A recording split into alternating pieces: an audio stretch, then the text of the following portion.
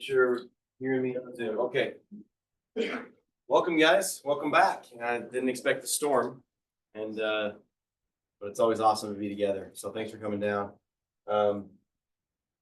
We got a few announcements to just start out, and then Parker will kind of go into some things, and Gabe's gonna train us today. So real quick, some upcoming dates. Next sales training will actually be this week in our Rexburg Cedar markets. So we have some of our regionals traveling to those markets to do trainings. So those of you that will be there, most of you probably on Zoom today, will be in person this week. And then the following Wednesday, we're back here in Provo for our second sales training. So this one on the 22nd will actually be what we just did this last week. So that'll be training number 1, and then we'll go on the 29th will be number 2. And then we have our recruiting incentive reward night, January 31st. Those of you that are going to be able to come to that have earned it. We're going to look at those numbers and names in a second, but that's happening on the 31st in Salt Lake. And then next time that we're here as a leadership training is February 15th. So plan on that.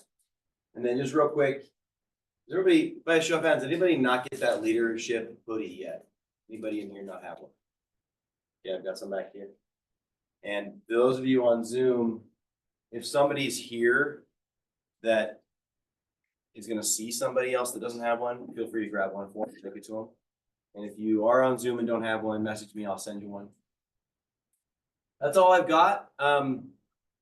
We're going to really try and level up our training and focus on these. So please make sure that you attend all of the leadership trainings if you're on this list.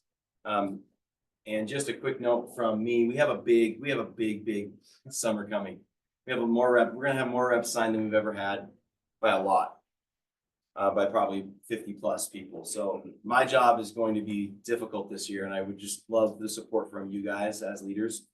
Anything you can do to help streamline housing, start dates, getting your reps onboarded and into Slack, things like that, it's going to matter more than it ever has this year. So please, please pay attention to that and make sure you're taking accountability for your teams and knowing that everybody's doing what they're supposed to be doing.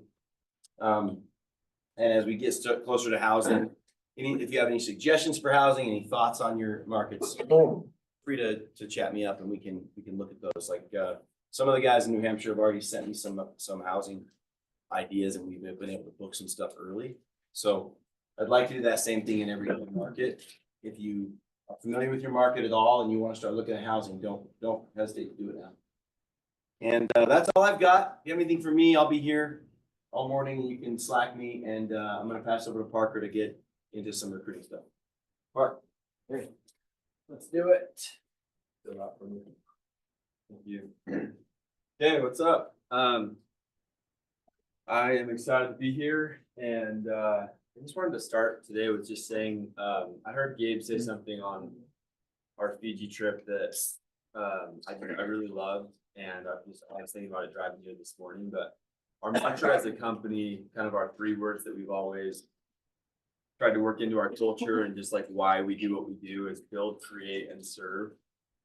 And Gabe said that the older he gets, the more interested he is in doing those things, but with people that he loves. And last night I had some of these guys over helping me. I fed them, and then I forced them to help me create my garage gym. And we were like up really late building equipment. And I don't know. I was just thinking about how much I love our leadership and just our people. And I just want you guys to all know that as we scale out, which we are, I think we're going to be 100 plus more people than we were last year. But our goal is to keep that family culture and stay who we are. And so anyway, I just wanted to express love, and I'm super excited. We're going to talk about growth and numbers and a lot of important things today, but like at the end of the day, just remember that is our mission, is to build, create, and serve with people that we love. And that's one of the rad things about our job, is we get to choose who we work with, and become kind of a family as we go and make a ton of money and impact a lot of people. So here's a recruiting update.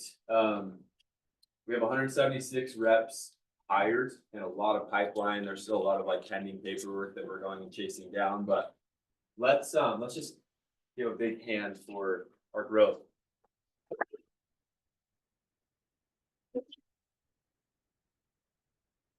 So, I wanted to just kind of shout a couple people out. Obviously, a couple of these guys at the top were just crushing and really, really impressed just with how they're handling their business. And so we have Nathan Gundy just crushing it, first year as a leader, and has a really, really amazing network, 25 reps. Jackson's been amazing, really intentional. Mason crushing it.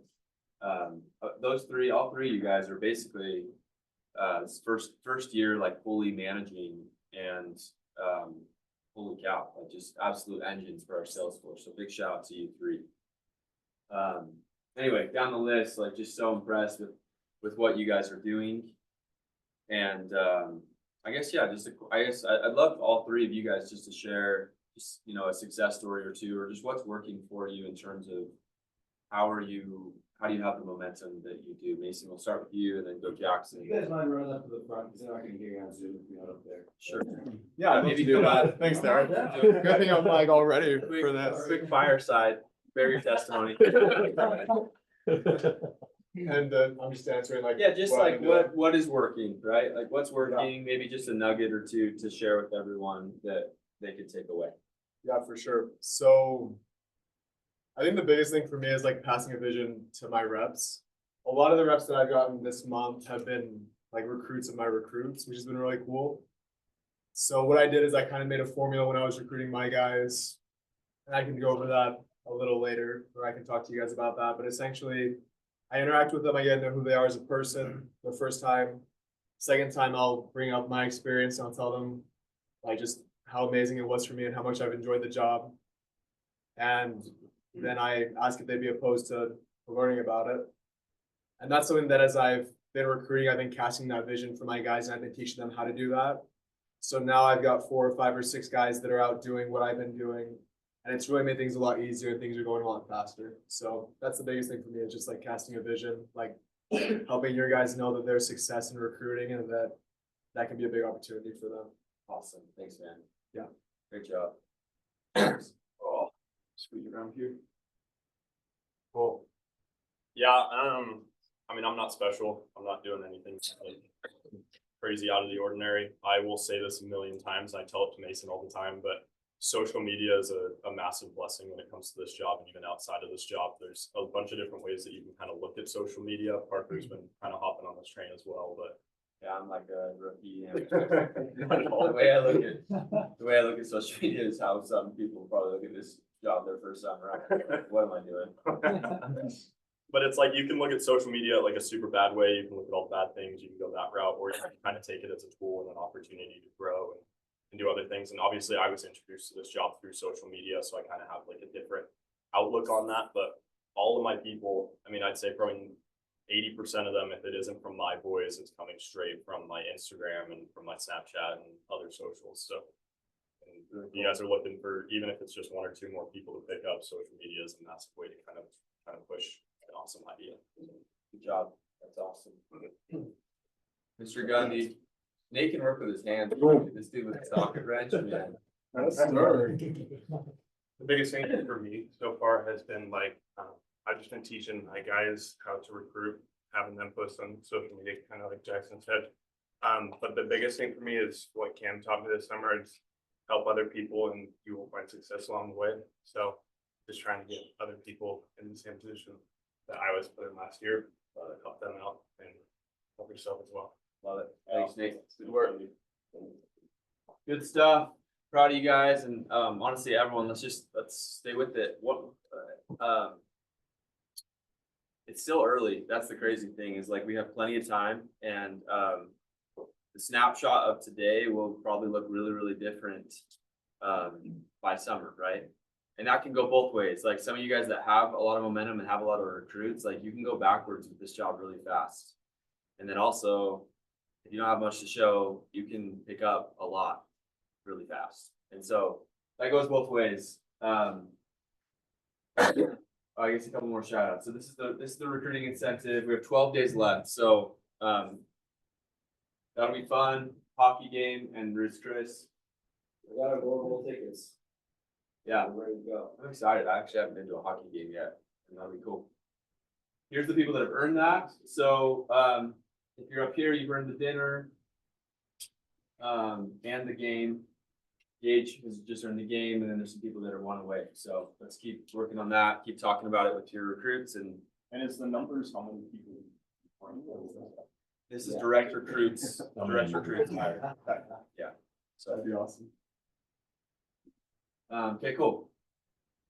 We're gonna talk today about training. So, obviously, if we have a 200, 250, 300 person sales force, right? Like, that's awesome. But, what's more awesome is results and revenue, right? We all get paid on revenue, whether it's on our personal production or reps. And so we're gonna talk today about per rep averages and how we can increase them, grow, level up in terms of our competency with our skill set. So, this is a requirement this year. It was last year as well, but for reps to get their travel bonus. So we do a travel bonus. Not all companies do this. But we're willing to do it. But we want to do it for people that are serious and that are actually coming to trainings. And you can use this as a way to really qualify your reps and make sure that they're serious, right? So I would use this as a little bit of a carrot in terms of if you have reps and they're not kind of serious and they're not really showing up in terms of training, I would mention this, like, in order to get your travel bonus to get to your market, we need you to take this seriously. And we're structured kind of nicely this year to be able to support this. So we have 4 regionals, and basically I want the regionals to be the ones that are passing off your reps. So that's how that's going to work. And we're going to talk, Gabe's going to talk in a little bit about like what it is that they're needing to pass off. Like we're going to try to make it not just super subjective, but like we're going to have like a list of things that they need to know. So you got to know these 10 competencies and then you're ready to roll. Hey, Parker, will you just mention, so they can hear it on Zoom, that it's paid after you get to area, not before. Yeah, that's a good expectation. So it's basically a reimbursement. So it will be, I would set this expectation with all your reps, but it will be on their first check of the summer. It's not, we're not pushing it to them like in April, unless if they're selling in April, then it will be on their first check. But they will pay for their flight, they'll get there, and then it will be on their first check. And what we're doing is if it's East Coast, Northeast, it's $300. If it's west of the Mississippi, then it's $200. So it's most Palisade markets will be 200, East Coast will be 300. Bama, we'll have to figure it out. I guess that's east of the Mississippi. We'll figure it out. I don't know geography. Okay. Last slide for me, and then I'm going to kick it over to Gabe. So Gabe's going to cover a lot of our content tonight. I'm really excited that he's here, and it's been a crazy week since home from Fiji. I think I've worked like 80 hours this week, but so I'm really grateful that he's here, and you guys are going to be, we're gonna learn a ton today. There's going to be a lot of nuggets. So main thought for me is just, you see this leaderboard, and sometimes with recruiting, there's this temptation to like chase dopamine, like, oh, I landed another recruit. It's a body, it's a worm body. I'm building out as a leader. There's a lot more value in having trained reps that are ready to roll, that they can put on revenue, right? And so, just make sure that you're always focusing on value creation, right? Real value. And that's whether that's with recruiting or the summer, right? In the summer, like, we don't care how many units you've sold or like what the leaderboard shows. We care about quality customers. Is it real revenue? And if it is, then it will translate to real dollars, right? So just always, I know there's a temptation sometimes to kind of chase, like, where's the next dopamine hit I can get? Or like, how can I look like I'm winning? I just want everyone to focus on create value. How am I creating real value, right? Win-win or no deal. If I'm creating value for point, then the money will follow inevitably, right? So let's take these reps and train them. And that's what we're going to be talking about today, right? Let's turn them into, competent reps that can go put on revenue. So any questions on that or just thoughts on that in general? There's a little bit of a danger sometimes in just like chasing numbers or chasing a leaderboard. If not, then we'll kick it over to Gabe. So this will be kind of a train the trainers topic today. And let's give Gabe a hand. Yeah, I'm ready. Hey, by show of hands, how many of you have been taking notes? Okay, we got 3. That's not a great percentage. We, so if you don't, if your phone, get notes, get on a notepad, whatever like your method of choice is. We've been going for 20 minutes. We've heard from the top 3 recruiters in the company right now, and then Parker just shared some really valuable information. And I'm curious, what have you learned in the last 20 minutes?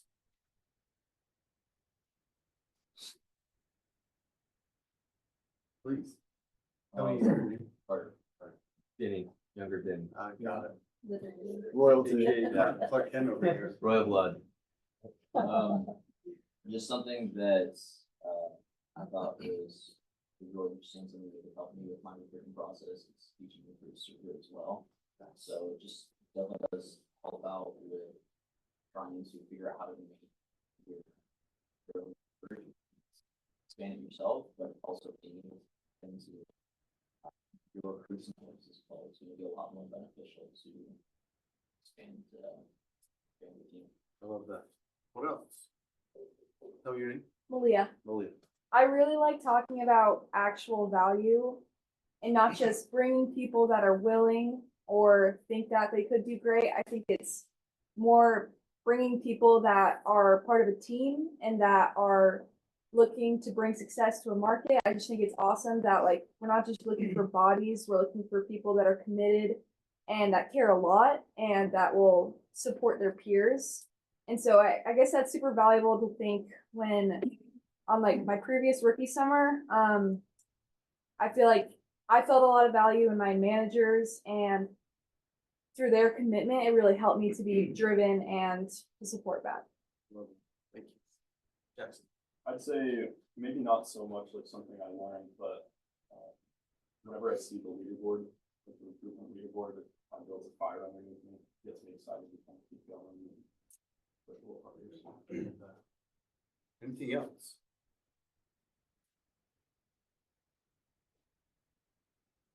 Specifically from Jackson, Gundy, and Mason, the biggest things I learned was just to build your own personal brand. Like we've talked about this a lot, but it just really stuck out to me that those 3 build their own personal brand, just behind helping other people build their own personal brand and helping them focus on their goals. So being able to do that will help not just yourself, but others go or chase their dreams. I love that. Thank you. Any others? Like, I love from Mason that he has a very intentional, systematic process. That when he's out and about in his normal everyday activities, he's strategic about building relationships. He's strategic about when he talks about his experience and how he brings it up. That he has a process that he's following that works and that creates predictable outcomes. Right? I think that Jackson's doing the same thing. He's just using a different medium. Right? So like Mason's talking about his process when it's face to face. Jackson's talking about his process using social media. And both of them are following the principle that you just shared about if your focus, if your heart is in the place of I'm going to go bless people, I'm going to go help people have the same kind of experience that I've just had, then people are way more receptive to that kind of an approach than it's like I got to go get a recruit. Hopefully that resonates with you and that you're finding some application for you. And all of that is, and the intent is so that we can create that, right? In their lives, in your lives, and in our clients' lives. That, you getting notes? We taking this in? Good. Okay. I want to just introduce this concept. Maybe kick off our training today. So we've got kind of this, XY axis. You've got the why and the how. And in this case, like why is purpose, right? And the how would be the process. So tell me just a little bit about like, here we are, it's Saturday morning. Like of all the places that you could be, you're here. in a meeting, sitting on a hard chair, like, why are you here? What is your purpose that would like get you here this morning? And I want some discussion, genuinely, like, why are you here this morning? Want the best for the guys. Love that. Great answer. Tell me. Say that again. Okay, why? Love that. Great answer. What else?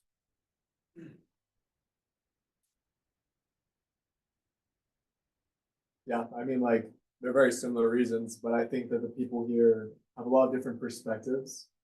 And I think that that brings a lot of value. So like when I'm training, like I obviously have my own way that I do things, but the way that Jackson does something, although different, can provide a lot of value to me if I'm aware of how he's using it to help his people. So I actually called Jackson like yesterday or 2 days ago, and we chatted about how he was doing his social media recruiting, and that has provided a lot of value to me so far. So we're just kind of seeing different perspectives. Okay, so we've talked, I love this. All of this is right. I want to dig a little deeper. Like, let's just keep pushing that question of like, why? Why, what's the value that you're ultimately trying to create for yourself and for your people? Just two thoughts. One, like the fact that Mason's got 17 recruits and is like asking questions still and like being teachable is like, that's like elite stuff. I love that. But my thought was, you know, the reason why I get stoked to come to things like this is I genuinely have seen in my life over the last couple of years that one thing, one nugget can turn into a big thing, right? Like one thing can turn into a lot of things. And I've learned things from you. I've learned things in these leadership trainings, in just you know, trying to learn that I've gotten a massive return on in my life, not just in terms of financial stuff, but in terms of impact and just the quality of my life. And so you're looking today for the couple nuggets that, you know, can help you with your guys, with, you know, with your recruits, with yourself. Maybe last thought is just like, there's people in this room that don't have a recruit, or maybe they have, and they're maybe frustrated about it. But I will say, like, we're going to talk today about training the trainers, or how we train our reps and stuff. But like, this all will bless your life a ton as a rep and as a person if you just look at it through the lens of like, of kind of both sides, the trainer side, but then also the rep side. Because everyone in this room will be knocking this summer, and you know, there's going to be ways you'll level up as a rep when talking about it through the lens of a leader. Yeah, I mean, the best way to learn is to teach it, right? Yeah. So you're here, we're gonna talk about how to teach it. In the process, you're all going to become better salespeople because of it. Jackson, you have another thought? Yeah, I guess a little bit outside of it is the reason I like to come to these is because, I mean, networking one is huge, just to introduce myself to everybody and meet everybody else, because there's always new faces coming in, but also just surrounding yourself in the environment, I think is very important. If this is your main focus, just coming to these things and surrounding yourself with an idea that this is what I do now, I think is something that I love that mindset. Yeah, that's fantastic. Darren, I was gonna say, going to a training is not hard. But when your team got 3 sales that week or that day, or you're just middle of July and you don't wanna knock, you as a leader, that's hard, right? So you have to have that why, even as a leader, you need to know why you're doing this job. And you need to be inspired by that every day. Don't forget that that's not just a thing for rookies like that. You need to have that same one burning in you, because it's a hard job. So don't forget your why, right? That's what we're talking about. yeah, I love that. Probably even a bigger why. You know, like you should have a bigger why than your people. I would argue. 'Cause I love that thought there, but I think like, yeah, I think your why should be so big that it can encompass other people's whys, right? Absolutely. I just think that's such a good point, like that you need to choose what's hard in your life. Like, is it going to a meeting, or is it, you know, some of the deeper ingrained stuff that are goals that you're setting? So I think that like it really is that simple. If you just show up and you pay attention, you do your best, like just choose what's hard in your life. Love that. I appreciate you using the word goal. I would guess that all of you have goals, whether that's in your personal development, whether that's financially and what you want to accomplish this summer, or as a team, with your recruiting as a leader. You have a goal that I hope you have attached meaning to, right? That like by being here this morning, this is a step in your process towards accomplishing that goal, right? So that goal becomes purpose. It's part of the reason why you're here. It's the reason why you're doing what you're doing. You're working towards that goal. So if this is like high, low, why, and this is high, low, how, what happens if someone's high on the why, right? Like, and I think that for our organization, for someone to like say like, hey, sign me up for like 100 no's a day, 100% commission, like, I want that. Like someone to say yes to what we do is usually somebody that's got really high purpose. They're driven, they're trying to do something special with their life, so they've got a lot of why. What happens when that person's high on the why and low on the how? Low outcome, Yeah, you get a low outcome, right? Why? because they might have a huge purpose ready and a huge fire in them, but if you don't take action on that, then that fire is gonna burn. You're gonna go nowhere. You burn out quick, right? Because if you're like, I'm super motivated and I'm working hard, but I don't know what I'm doing, like you're not going to get any results. There's no success that comes from that. And that leads to burnout and frustration very quickly, right? So if we flip it, I'm low on my purpose, but I'm super dialed in on my process. Then what happens? There's no motivation. Yeah, there's no motivation. And what happens with all that skill set, all that process if you're not motivated? It doesn't go anywhere, right? So for you as managers, like the sweet spot, we want our people that have high purpose and high process, and this is the quadrant when we're high in those two places. That's where achievement lives. That's where we get the outcomes that we're looking for. Guys making pot jokes over there about being high. Oh, yeah, not yet. Okay. They're coming. So today, we're talking about train the trainers. You can edit that out. So, I think the assumption is right that again, most of the people in our program are coming in with high purpose. They're motivated. They want to win. It's our responsibility as leaders in our organization to help them understand the how and to get really, really good at it so that as they come with that high purpose, they're plugging into a process that works for them so that they can achieve it. So the whole point of today is to help us become more effective teachers, more effective coaches, more effective trainers, so that when someone comes into our program and trusts us with their summer, they'll win, that they end up in that high achieving quadrant. Okay, so hopefully as we kick this off, you're coming with the intent today to become a better coach, to be able to teach guys how to sell more effectively. If you have anyone in your organization that's here because you're here and they're following you, you have a solemn responsibility, a sacred trust to be able to deliver for your people to help them win. They're counting on you to teach them. So hopefully today we can level you up so you're up for that challenge. So at Point, we have a learning model that we follow. It's very basic, right? It's teach the principle, show them that principle, show them what it looks like in real life, and then let them practice that with our support, with us coaching.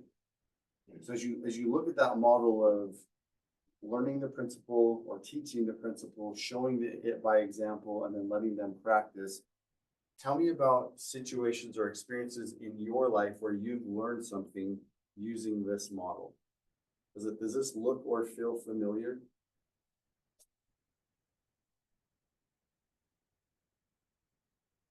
And if so, tell us about it.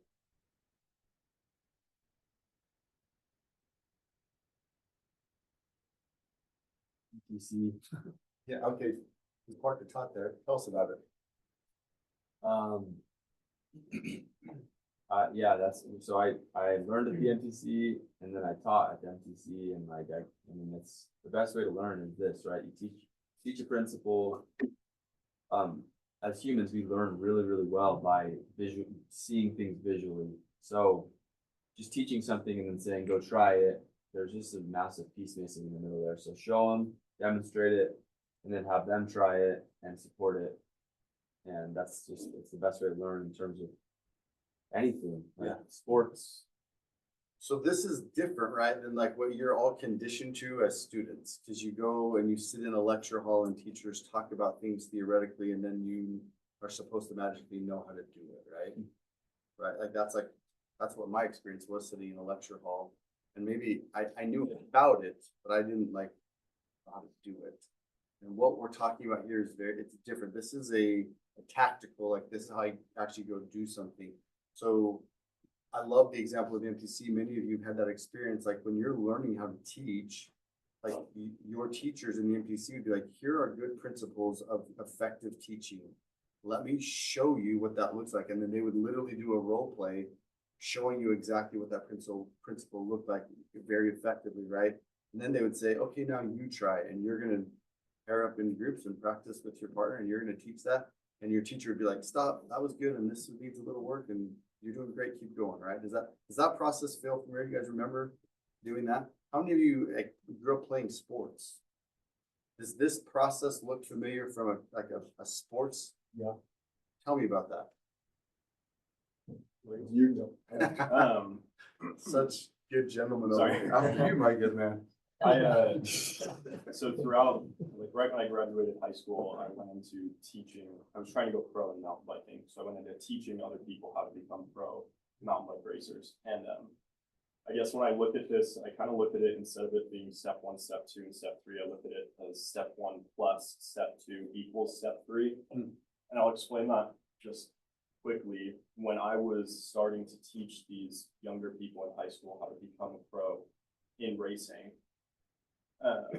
they were just coming to me. I didn't have to go out, I didn't have to find them, so they didn't really trust me. They didn't have a ton of support in what I was teaching them, and they didn't really have conviction in what I was teaching them. And it was very noticeable, and I remember sitting down and praying and trying to find one way that I could actually get these people to listen to me and like kind of focus their energy into what I was saying. And I realized that I was skipping step 2. I was doing step 1, which was teaching, and then trying to get them to practice that. So what I ended up doing was actually entering a race with the people that I was teaching, and I went out there and I podiumed on the race. So coming into that, I had taught the principles and then showed them that the principles worked. And then when we went to practice that next week, I had shown them that what I'm teaching them works, that this gets you podium and stuff like this. I appreciate you sharing that, because kind of inherent in that story is that there's an expectation that if you're in a position to teach this, that you can podium, right? That you're good enough as a salesperson that you can. Parker like beat this last year. It's like, watch my feet, not my mouth. Well, as a coach, you have to use your mouth, but if your mouth is doing things that are different than your feet, then there's a conflict, and it's not going to be effective. So you have to be able to, like macro, you got to be able to put these things into practice too. If you're just telling other people what to do, but you can't do it well, your credibility as a coach is diminished quickly. So yeah, thank you for that. I think it's so interesting, like what I was saying with perspective is like Jackson sees that way differently than I do. So I think of like when I played football or when I wrestled in high school, and my coaches, they would teach us like the move or the principle, they'd show us how to do it, and they like when they taught us, they teach us why we do it. And then when we practice, they'd kind of start over because they'd have us, it was part of our culture that we would teach the younger kids how to do it. So if we were like in high school, we'd go to the middle school and like help with their practices, or if we played football, we'd go to the Pee Wee leagues and like help teach those kids. So I kind of see this as a circle, that once you're taught a principle, you're shown how to do it, and you are able to practice by yourself, then it's your responsibility to go teach the next generation to help them fulfill that cycle as well. And I think that's super applicable here as well. Both of those are spot on. Mainly, I just wanted to make sure that, like, if you've played a sport, if you've played an instrument, if you've learned how to do something, MTC, hopefully this process feels familiar and you can see how important each one of those steps are. If I'm being candid, sometimes we fall into a trap where we're like, I'm going to spend a bunch of time teaching the principles, and then, oh crap, we're almost out of time. So like, hey, pair up and do role plays real quick, and then good luck today, go get them. And then we're like, that's not how I showed you. And that's because you didn't show them. So it's a really important as coaches that we're dialed in and we're committed to all three of these. Parker, you had a comment? Yeah, I've just taken a few classes in college with like the exercise science portion of my degree, and like I don't have an example or anything, but essentially this is like scientifically sound way of learning. And if you look at it like maybe the way that I do, like step one would be your verbal learning. So your verbal learners are gonna really excel in step one. And then your visual learners are gonna do really, really well in step two. And then like your hands-on or your physical learners are gonna do really well in step three. And, yeah, I just like that it applies to all different types of people. Like this is a really sound process that will help others learn how to sell. Yeah, and you really do need all three, right? Because if you just say, hey, watch what I do and do it too, they don't know what to watch for. They don't, it's like, okay, and like that's a really hard way. But if you say, okay, this is what we're doing, let me show you, now you do it and let's adjust it as you go. Like that is, like this is the proven method for teaching people how to do things. So I hope everyone buys in onto that concept. Today we're just gonna like teach you again how to apply these three principles specific to selling pest control, right? So when we're teaching principles, it's not enough for our reps just to know how to do it.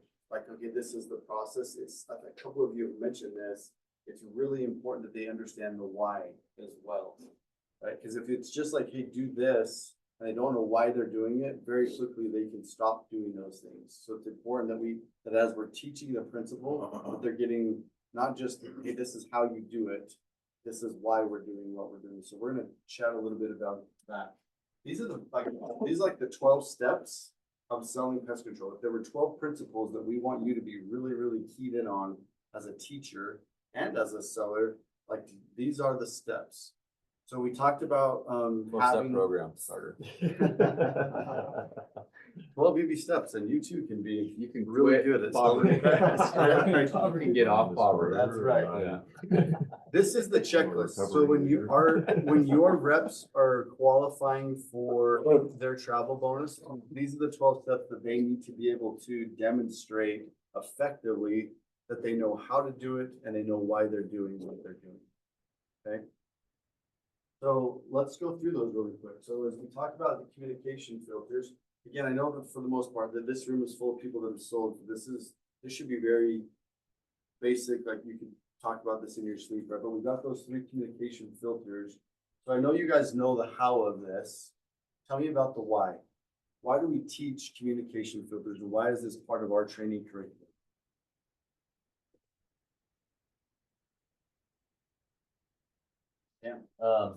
I think these three, I mean, it says communication filters because essentially to become an expert communicator, you need to master all three categories.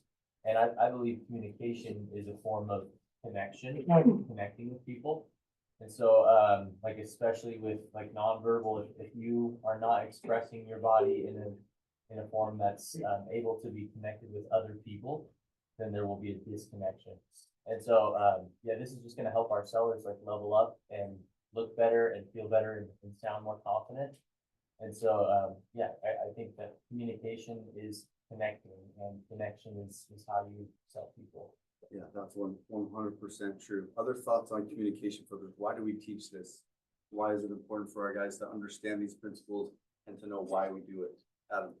I also feel like there's different types of people that, I mean, everyone knows this, but there's different types of people that are out there that we said, like, not everyone is going to speak in the same way that we do. Like, for example, I use a lot of slang, I'm not gonna lie, but, and so I'm not gonna use that slang when I talk to a 60-year-old, because they're gonna be like, oh, this guy's like a gangster.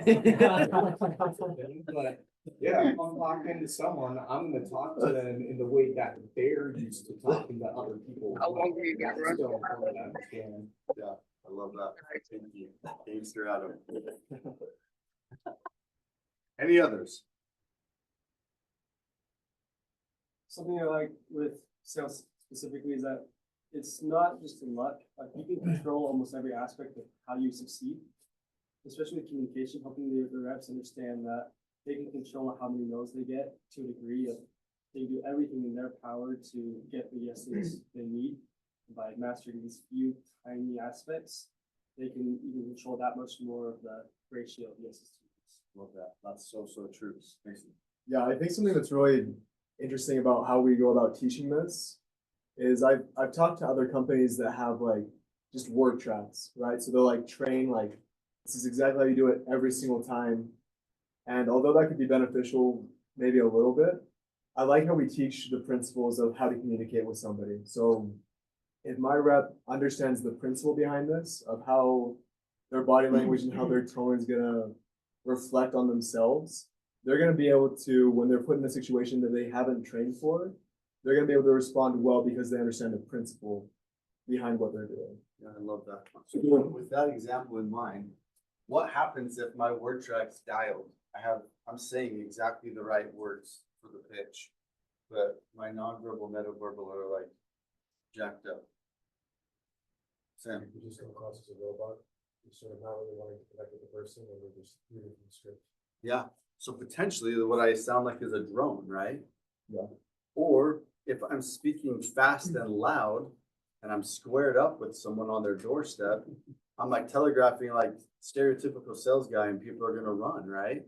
So if there's disconnect in those filters, we become less effective communicators. So one of the whys, if I could just maybe kind of encapsulate this, right, is that people do business with people that they like and trust. And that if you understand the filters of communication and you can use them to effectively communicate, you create empathetic bonds much faster because they like you and they trust you. Because you're communicating in a way that makes them feel comfortable. And if they're comfortable, then they'll do business with you. It's that simple. And the flip side is also true that if you ignore these filters and you don't control them and you're not intentional, then you're gonna be killing sales all day long. Unintentionally. Even if you're saying the words perfectly right and working really hard. There. So just bringing back to training the trainers, right? As you get reps that come to you and say it's not working, and you're trying to figure out where it's not working, start by watching them. How do they look when they do their pitch? Then listen to their pitch. Don't look at it. Just how do they sound? You'll probably find something quickly by starting with those diagnoses, right? And then you can help them. So, and then of course, make sure that the words are right. Yep. So all three of those are important. Any other comments on the communication piece? Okay. Let's talk about the sales cycle. Step one, we're pitching someone. Where do we start? When from a technical, like I'm teaching the step-by-step systematic process of selling. Where do we start? I know Mason and Jackson are dialed. Is anyone else awake? Thing on? Down. Thank you. Okay. So we're not gonna dial into the details, right? Like every one of these boxes could be like a 2-hour training. But tell me just like baseline, like high overview of initial approach and why we do what we do in the initial approach. So give me just the quick basics on it. It's the first impression to a lot of customers to trust you. Yeah. You gotta let them trust you right away. Okay, so what are the tenets? How do we set up our initial approach so that they do trust us right away? What are the principles of an initial approach? Your body language has to be good. Okay, what does that look? So what does be good look like? Not intimidating, stand back from the door, get an angle. Okay, We're comfortable. and why do we do that? Why do we teach body language, coming back communication when it comes to actually like knocking on the door and how we stand on the porch? Because the first 5 to 10 seconds, somebody's going to decide if they're going to listen to you or not. Yes. If you're coming off as like shady or nervous or just if you're not displaying confidence and like a relaxed state, then people aren't going to want to listen to you. Come on now, does that really matter? Is that really gonna make or break whether or not someone will listen? Yeah, it's crazy, huh? But it legitimately, like I'll never forget having a rep calling like, this neighborhood sucks, no one answers the door. And I'm like, I'll come knock with you. And I roll up and he was a big kid, like a Gundy sized person, right? And I roll up And he's like literally standing on the doormat. Like, so he's like knocking on the door and then just like standing there, like feeling the door frame. And he's like, no one will answer. I know they're in there. And I was like, they're scared of you. Like, get off the porch, man. Step back. Like, those little things really make a big difference. So coming back to that initial graph, like that's a kid that was high on the why and really low on the how. And he was working really, really hard. But because he didn't understand the how, he was really frustrated and he was burning out quickly. So hopefully that, like, I wanted to just connect those dots, that those little things really, really matter. Other principles of that initial approach, the what, and the why. Or the how and the why is probably the better way to say that. What are the other principles that we teach when we're teaching an initial approach? What are the goods, like the right things to do? I think that the initial approach almost kind of starts before you knock on the door, as you're walking up to the house. You can't be maybe 20 feet away because they're probably seeing you. And you can walk up to the house, like, and then you're 10 feet away, and then you suddenly, and then you knock and pretend because they see how you carry yourself. They see how you walk up to the house, how you knock and how you're standing, and that's why I think it's really important how you approach the house and how you carry yourself overall through the entire neighborhood.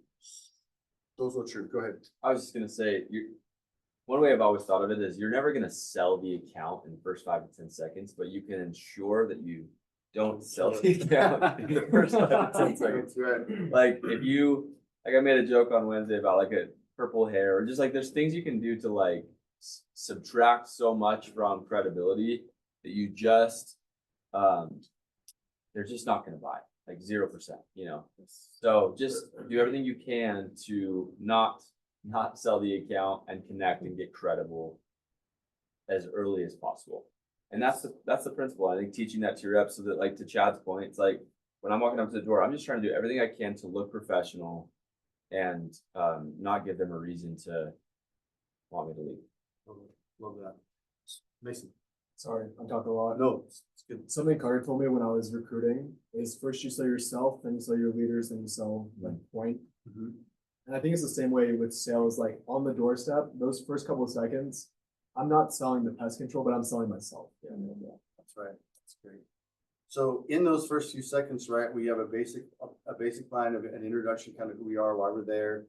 Those lines are built to create credibility, right? Where we're typically dropping neighbors and then we're asking a question.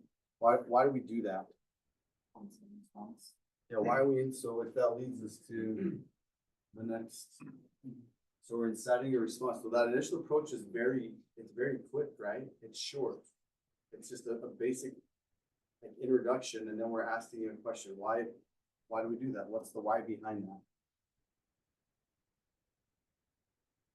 To engage the customer. Yeah. And so what's the alternative of that? Maybe is sometimes helpful for us to understand. Sam. Or just basically talking at them instead of communicating with them. Yes. That's 100%, right? So I think every first year rep defaults to like the spray and pray. Like as long as I'm talking, they won't shut the door, and so I'm just gonna keep talking and pray that I say something that like makes them want to keep talking, right? Which what ultimately happens is they tune out. You finish talking and they say not interested, and the door closes, and you don't have anything left to say because you've already said everything that you know about pest control in that initial approach, right? That's a way less effective, but it's the natural response that those first year reps will follow. And so learning how to have a very basic, very specific, very intentional initial approach that's built to get intention, and then creating a conversation by asking a question. Just as the homeowner, I'm gonna give you a really good reason why this works. Because I've never sold, but I definitely answered a lot of doors that people have sold. The longer you give me to sit there and stare at you while you're talking, the longer I'm coming up with how I'm telling you that. If you can get me talking to you right out of the gates, I don't have time to do that. And now I'm just a human being talking to a person, and by the time we're done with that first little back and forth, I'm like, this guy's kind of cool. I'll hear what he has to say. But if it's 30 seconds before I get a word in, you're done. Like I've already told exactly how I'm telling you my wife said Right. And the truth is, it's not 30 seconds. Like it's 10 seconds. Right. Like you've gone 10 without engaging them in a question. It's game over. Like they've already They're already like, oh, my wife said, right? So, overcoming objections, what's the basic principle of overcoming objections? Empathy, tailored response, close. Right, so everyone knows that, right? You guys are shy this morning? So why do we lead when someone gives us an objection with empathy? Just that we're human, that we're not there to just solve them with it. Serve them. Yes, I love that. What else? Shows that, you know, you actually heard what they said. Yes, people want to be heard and understood and validated. So when you show empathy, that happens. Right? And so, Sam, I was gonna say, you show that you understand that you understood what they said, so that you can also show why that's not necessarily a reason to not talk. totally. Yeah. Mason, did you have something else? I was just gonna say, Perfect, love that. So we show empathy, then we have a tailored response. Why is that important? Just that we listen. Yeah. Why else? You're not gonna move them off their position without logic, Yes. so. Gotta have it, if you're gonna change their mind, which is the end goal, like, your goal is to overcome that objection, get a yes eventually out of them, but you're not gonna get that unless there's a logic statement that has a chance to move them off their position. So they throw the objection out and you empathize with them. I hear you. That's a great question. Feel, felt, found, whatever it is, right? And then you have to give them additional information that helps move the needle. That's the point of that tailored response. And then what's the last piece? We close. And why is that so important?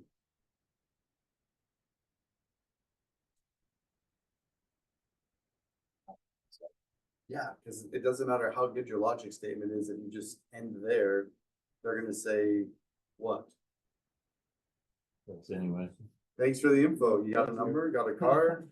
Think we'll wait. Like if you, it's the same idea, right? If you're giving them lots of time to just think about how to say no, right? But if you close, which is ultimately just asking another question, you're keeping them engaged. Okay. 3 magical ingredients of a sale. Need. Yeah, just shout it out here. Need, value. Sounds so mad. Like you stole my thunder. He's like ready. Need, value, and urgency. Okay.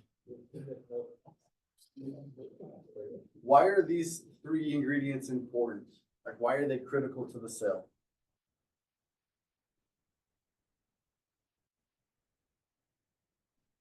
Like, why do we use those words when we're teaching someone how to sell?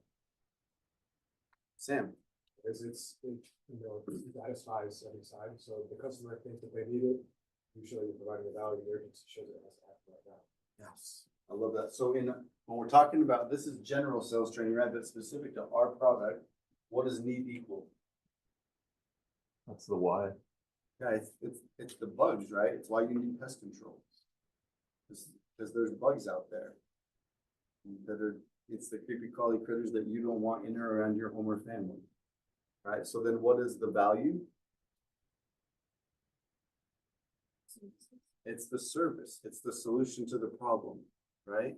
And what is the urgency? I'm here right now. Yeah. And why is that important? Because they're not gonna buy it. Right, because if you tell me that like I have bugs or that the bugs are in the neighborhood and that you have a solution for it, I'm gonna say that sounds great and one of these days I'll get around to it, right?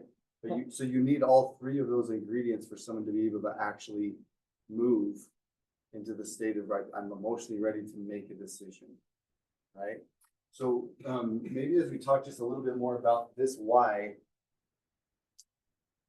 fear of failure is real, right? Every human being has it built into them. And so that what we're fighting, right, is their fear of making the wrong decision. And so like the psychology of a buyer is they don't want to make a wrong decision. So they're naturally going to try to delay making that decision as long as they can to avoid making the wrong one. Does that make sense? So when our sales presentation is built for need, value, and urgency, we're lowering that buying anxiety. We're making it really easy for them to say yes. And they need all 3 of those in order for that anxiety to come down to a place where it's easy for them to say yes to. That's the why behind why we do what we do. then we've already talked about it in overcoming objections, it's just 10 times more important that we always come back to closing. Is that it? Did we miss anything in the sales cycle? How many times do we typically have to close? Why? Sometimes they have several objections, not just one. Yes. Because knowing that they've got that buying anxiety, there usually has to be more than one round of this in order for them to get to the place where they're ready to say yes. So what's the general rule that we teach guys when it comes to getting told no on the doors? How many? 3. At least 3, right? Why is that? You know, it's the recurring theme. Why? Pushing you guys to It's think. the first response, no? Yeah, because the first one's just like a default. They don't even know why you're there or what it's for, and they're already saying no, right? So you push past that one. Why do you push past the second one? Smoke screen. Yeah, because it's usually a smoke screen. It's the like when you go buy shoes and they're like, I'm just looking. That's their it's the default delay. And so it usually takes at least 1 or 2 to even get into the real actual heart of selling. Right? And so so that persistent piece in our closing becomes really, really important. Because that's the difference between being like the flyer boy and an actual salesperson, is that you can push past the nose and because I think the last study I read said that it's 7. 7 is like it's 7 no's to get to the yes. And so even once you've gotten past like the 3, then you engage them in the sales cycle, there's still going to be objections and no's that come through until you actually close them. And so if you're only willing to take 1 or 2, then you're just priming someone, they only have 5 left, and by the time they knock. Right? So, okay. Comments, questions on, so we've hit communication. This is the technical sales piece. Last steps of our kind of the how to sell. We teach this concept of first downs. Is someone comfortable enough with this that they can just explain it? Like, what is it and why do we do it? Cam, please. The first down breaks the sale up into easier chunks to understand, and also there are checkpoints along the way for you to realize that you're achieving small wins throughout the sale. And so that's why we ask people to track their first down. So instead of feeling like they just got 100 no's, they might have had 20 first downs that day with how much is in inspections. That's how I track my first down. Love it. So someone else, take what Cam just said and tell me why we do this and why it's important.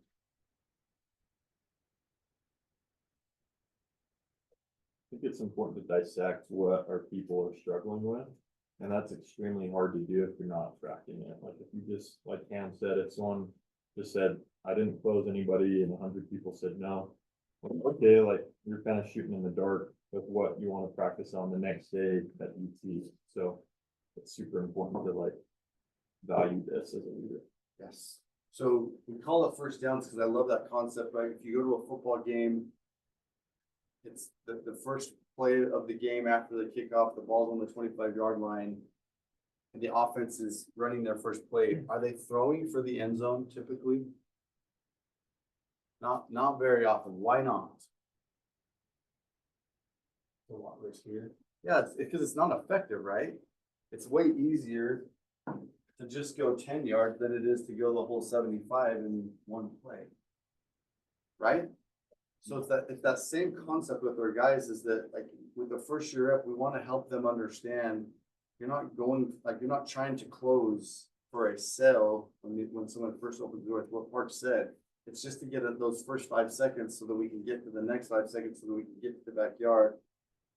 It's step by step, right? It's incremental that leads someone in. So when we first start, we're not like trying to pitch someone on buying pest control. We're just getting them to qualify and give me a buying sign, which then leads me to really easily to just get him into their backyard, which then sets me up for the rate card, which then just goes right into contract. And if you can break it up into those mini objections, you're way more likely to get it into the end zone. right? Does that make sense? So from a strategy mindset for a rep that's trying to sell, this is a more effective way to approach selling. But then as both of our senior managers have alluded to, when you're tracking first downs as a manager, when a rep is struggling, if they're keeping track of their first downs, where they're at, you're way better equipped to be able to train and to teach and to help them. If they're not tracking these first downs, it's really, really hard to know or to diagnose technically where they're deficient and how you can help them. Does that make sense?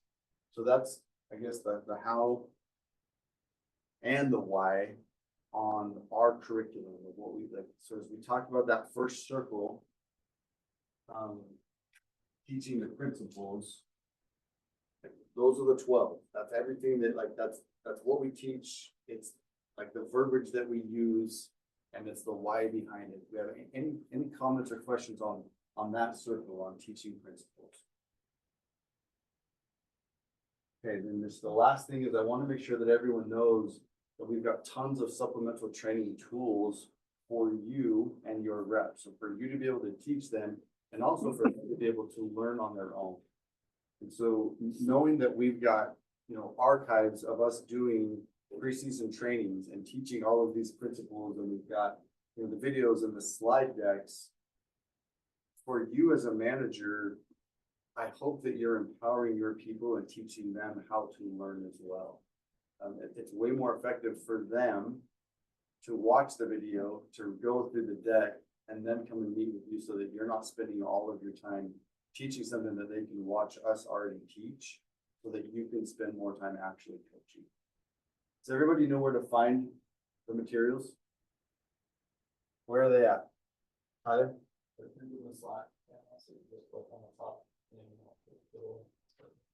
Everybody get that? So it's pinned on in the all Slack channel.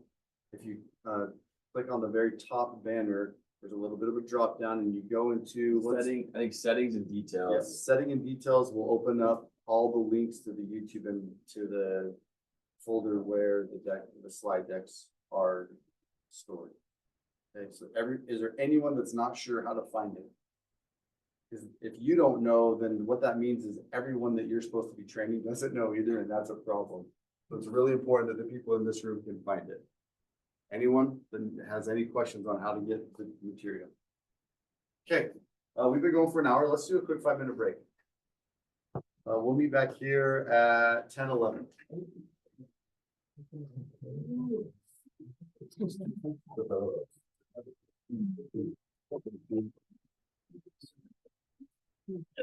Yes. Yes.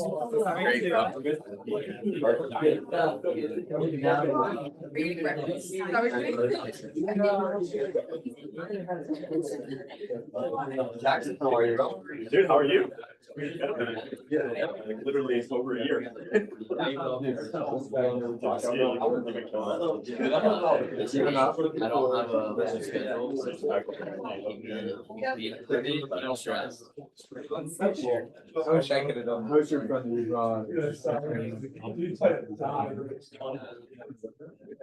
He's good. He did. During for the summer and make like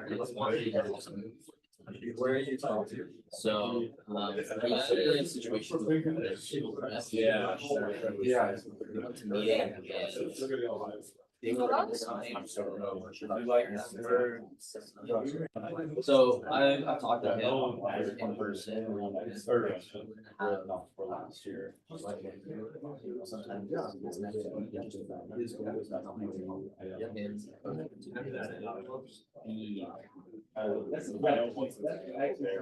that's one of We're doing most of your Talk about having nice swagger. Okay, we're gonna start, boys. Let's do it.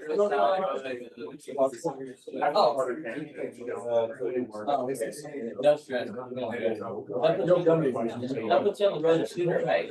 Yeah. No, that's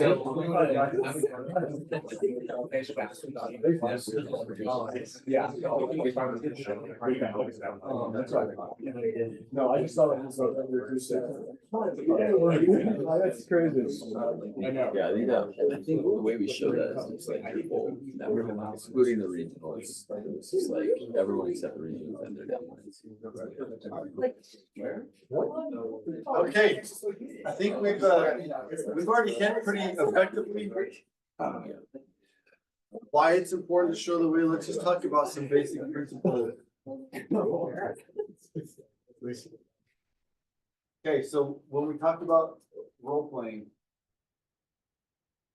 and examples, it's important that you, as the leader, are prepared to show exactly what you want them to do, right? So, again, just be intentional with this. It's really important that you are the standard and the pattern that they're going to be copying. And so we want good copies, right? We want them to be learning from you best practices. To help that, highlight what you want them to learn or to look for. So if you're getting ready to do a role play or an example, and highlight, this is the principle that I want you to look for, or listen for the question that I ask and when I ask it. Like queue up those role plays so that they're primed to learn from it. And then the last thing is please stick to the point training concepts. Use those, like that framework that we already have built. Sometimes we recognize that you as top reps, if you're here in this room, it's because you've sold well. And sometimes the things that you are doing that help you or that work for you are because you have a personality or a skill set that's higher than the average rep. And what that means is that you can do or say things that work well for you, but that don't often translate well for other reps. And a lot of times because of who you are as talented sales rep, you don't realize that you're doing those things and that it doesn't work for other people. And so like, oh yeah, this is what I do, you should too. We end up setting guys up for failure. They just don't have the skill set or the personality to pull off what you're pulling off. So like an example of that is sometimes we'll have guys that are high on the personality chart and have good charisma, and they can say certain things and push a little harder in certain ways that they can get away with because of that charisma or that charm, that if another rep tries to do it, they're going to get the cops called on.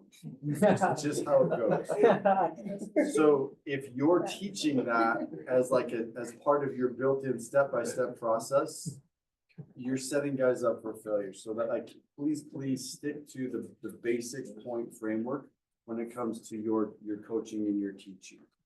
Okay, is that fair? Any questions on that, or anything else we need to talk about on the show the way? When do we do this? ET. Correlation. Correlation, right, in training. So whenever, any time and every time you're teaching a principle of selling, like for it to be effectively taught, it's got to be shown. And whether that's you doing a role play or using the video library to actually showcase it, like let's watch film, one way or the other, it needs to be shown every time. So I hope that we can just kind of meld these first two training circles, right? We teach it and we show it, and it's not effectively taught until we've shown it. Yeah, I just wanted to echo that thought. It's important that if you have reps watching you, that you are doing things that are scalable, right? It's simple and scalable. I learned this lesson 2 years ago. I had this line that I was saying one summer that was working really well because I was saying it the right way. They'd come to the door and I'd say, I was gonna break in and I saw that scary guard dog. And it was working really well, but then That's exactly what I'm talking about. I wanted to just give an example. I was gonna break in and I saw that scary guard dog, and people would always laugh. But anyway, I think a couple and that's not a very good scalable Anyway, maybe like, was that your guard dog? That's a maybe more like safer, less risky icebreaker to start. But, I think, no, anyway, that story came out. So, again, just as trainers, you gotta be so careful with how you're teaching and what you're teaching, because they're going to follow your example. Yep. You have to understand that most of the first year reps that you're training aren't coming with the same skill set that you have. Like, your ability to communicate is going to be at a higher level than theirs is, and so you could imagine an awkward first year rep leading with that. Dude, it's instant, like 911. Like, there's this creepy guy in my neighborhood, he just talked about breaking in, like, it's like, like. Didn't us have a guard dog. Yeah, I think it is, yeah, it's the wrong message, right? So just be aware of that. Okay. Let's talk about this last one, practice with support. I love this quote, don't practice until you get it right, practice till you can't get it wrong. So we're building muscle memory, right? Again, we heard a lot of, again, whether, I would wager that between everyone here, between sports and music, you've all had like a coach or teacher that's taught you how to do something. Can you imagine how frustrating it would be to be trying to learn your sport or your instrument, and you know that you're making mistakes and you're not performing to the level that you want to be, and your coach is actually just a cheerleader that just says like, hey, good job, keep trying. That would get really old fast, right? So while there is a place for motivating and cheering on and encouraging your reps, your primary role is to be the coach. You have to be able to give them the critical feedback that they need to be able to get better, right? And that's why this step is important. So when we talk about practicing with support, sometimes and too often we're defaulting to, hey, break up into groups of 3, ready, set, go, practice. And then like, hey, how did it go? And you've got like first year reps coaching first year reps, and there's actually no real learning going on there, right? So if in your office, you don't have the ability to pair people up with veteran reps that can actually do effective coaching, what do we do and how do we go about this practice with support? What does that look like?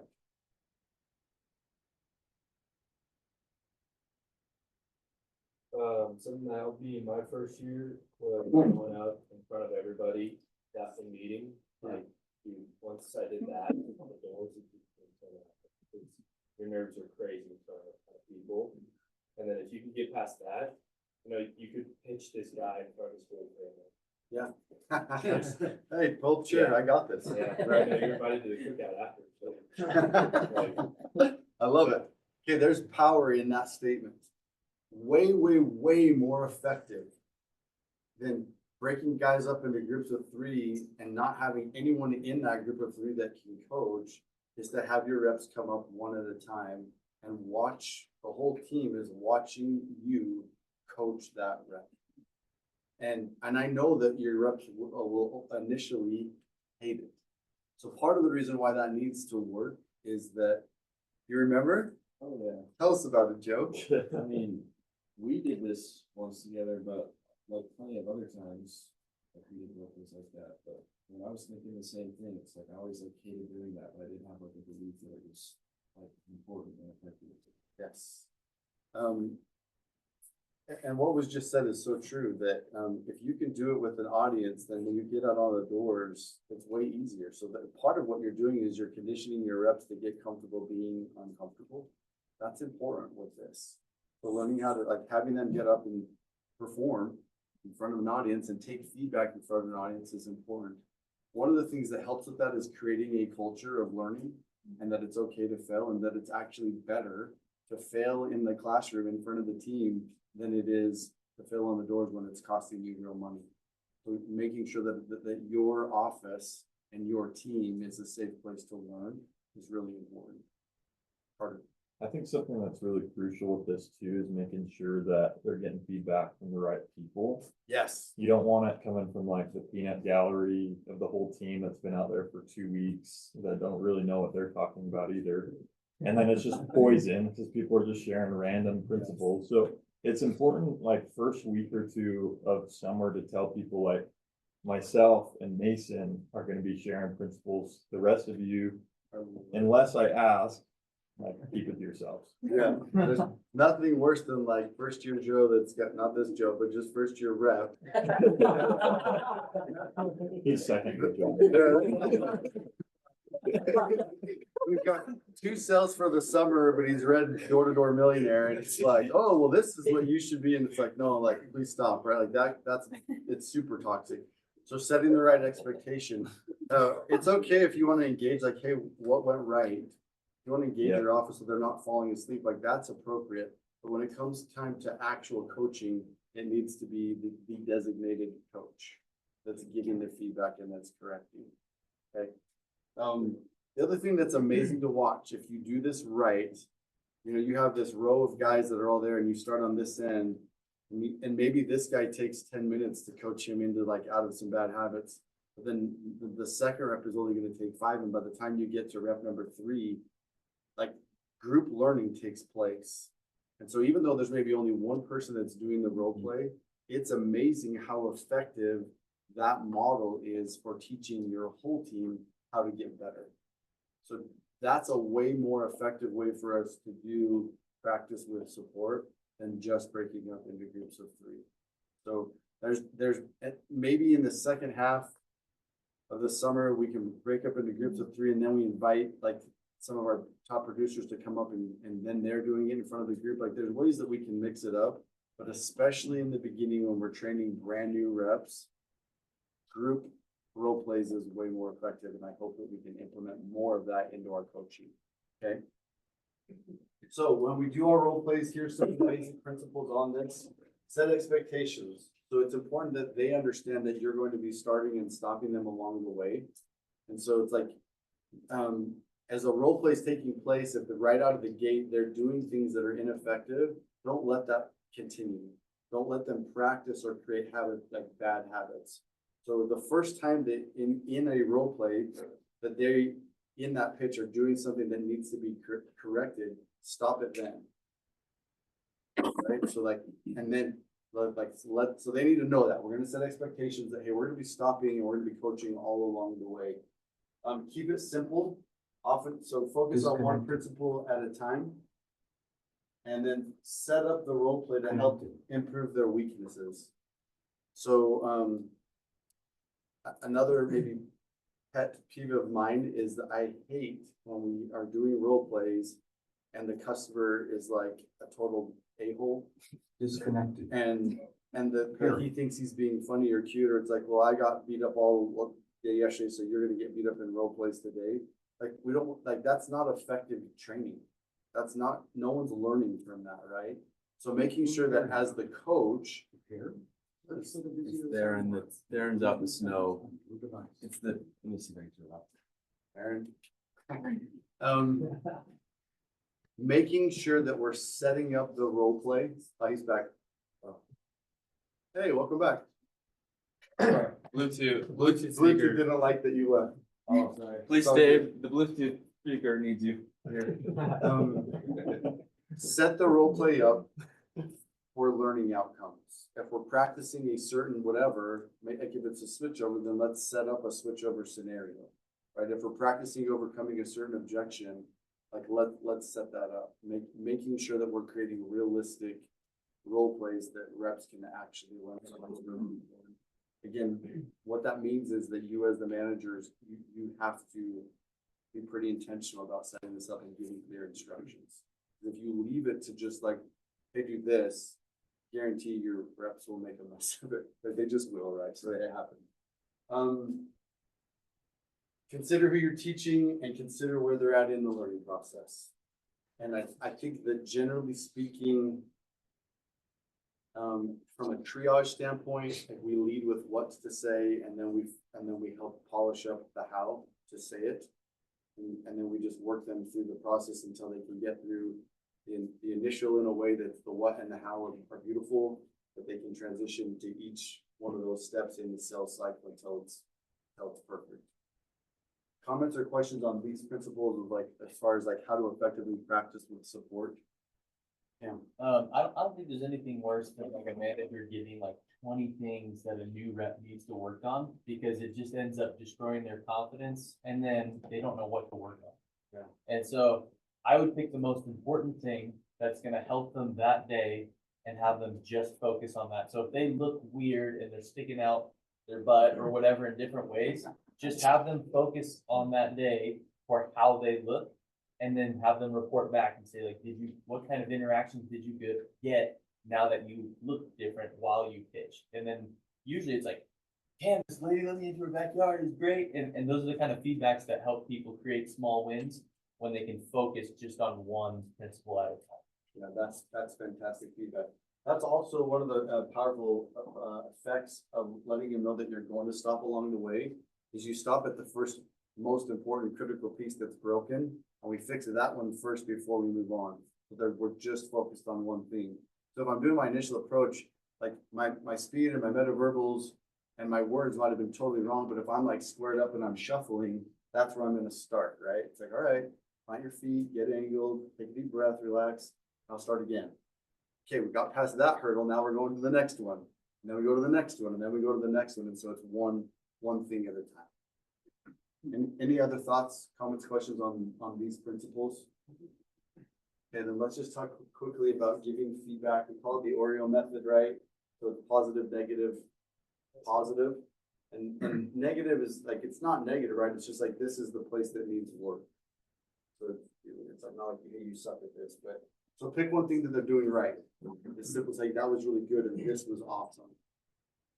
Here's the one thing that I want you to work on now. This is what you did. This is what it needs to be. And sometimes it's important, even like in that process, where we need to role play it again. Watch how I do this. Listen to how this sounds versus what you just did. So we pick one thing that needs to be improved, and then again, give them some end with some positive encouragement. And then, let's see. I would just say that it's really important that we don't, like, we end on a high note, right? Like if they're role playing and it's like, hey, you need to work on this, that was a little, you're doing good, like do it again. And do it again and do it again. And then so that you're like, you did it, high five, like you killed it, that was perfect, great job. Now you can go sit down. Like but we want them to feel like they're making progress. If they role play, you give them the feedback and then you don't give them a chance to improve it, and we haven't really like accomplished the learning outcome, right? So we keep practicing this in a coaching setting until they can do it right. At least the one thing that we're working on with them. Does that make sense? And then just the last thing is like when appropriate, it's okay to stop the role play to highlight a key point. So not only are we stopping if it's bad, but we like, whoa, timeout, like that was amazing. Like, did you hear that? Did you feel the difference in that? Like reps, like did that feel different from versus like what they were doing? Like use that opportunity to reinforce the good stuff too. Mark. I was just gonna say, like when visiting teams, you know, when there's a really awesome team and awesome leadership, this is being done really well, and the culture and correlations, I think people are in some ways like excited to go to correlation when this is being done well, because they know they're going to get an ROI on their time in correlation meeting, you know. But there's the opposite, and like we're not perfect. We've had teams, and I've visited them where it feels like role plays in some ways are being done, but they're like it's out of formality. And so this, I guess what I'm saying is like early in the summer, you can establish a culture and a team where this is being done. You know, your meetings are productive, and really in a lot of ways, we're talking about preseason right now. So this is if you're doing small group type stuff preseason this year. This is, you know, this is the process, and this is the type of culture you're going to try to create with your little groups that you're going to be training with preseason. Earlier Parker led with like, don't just chase the dopamine of like, hey, I got another person on my team, right? That we actually want to create value. This coaching process is where the value is created. And for me personally, nothing gives me like more satisfaction than coaching someone from like here to here. And it's awesome to see it transform in a role play scenario, but it's even better when you see them going from zeros and ones to like twos and threes and fours and fives because you've coached them into a better salesperson. That's the best. Like, it's literally like the coolest thing ever. So Parker's 100% right. If your correlations are creating value, your reps are actually leveling up and getting better, guys are going to want to be there because they want to get better. So the best way to make correlation effective, right, is to actually teach your reps how to be better sales guys.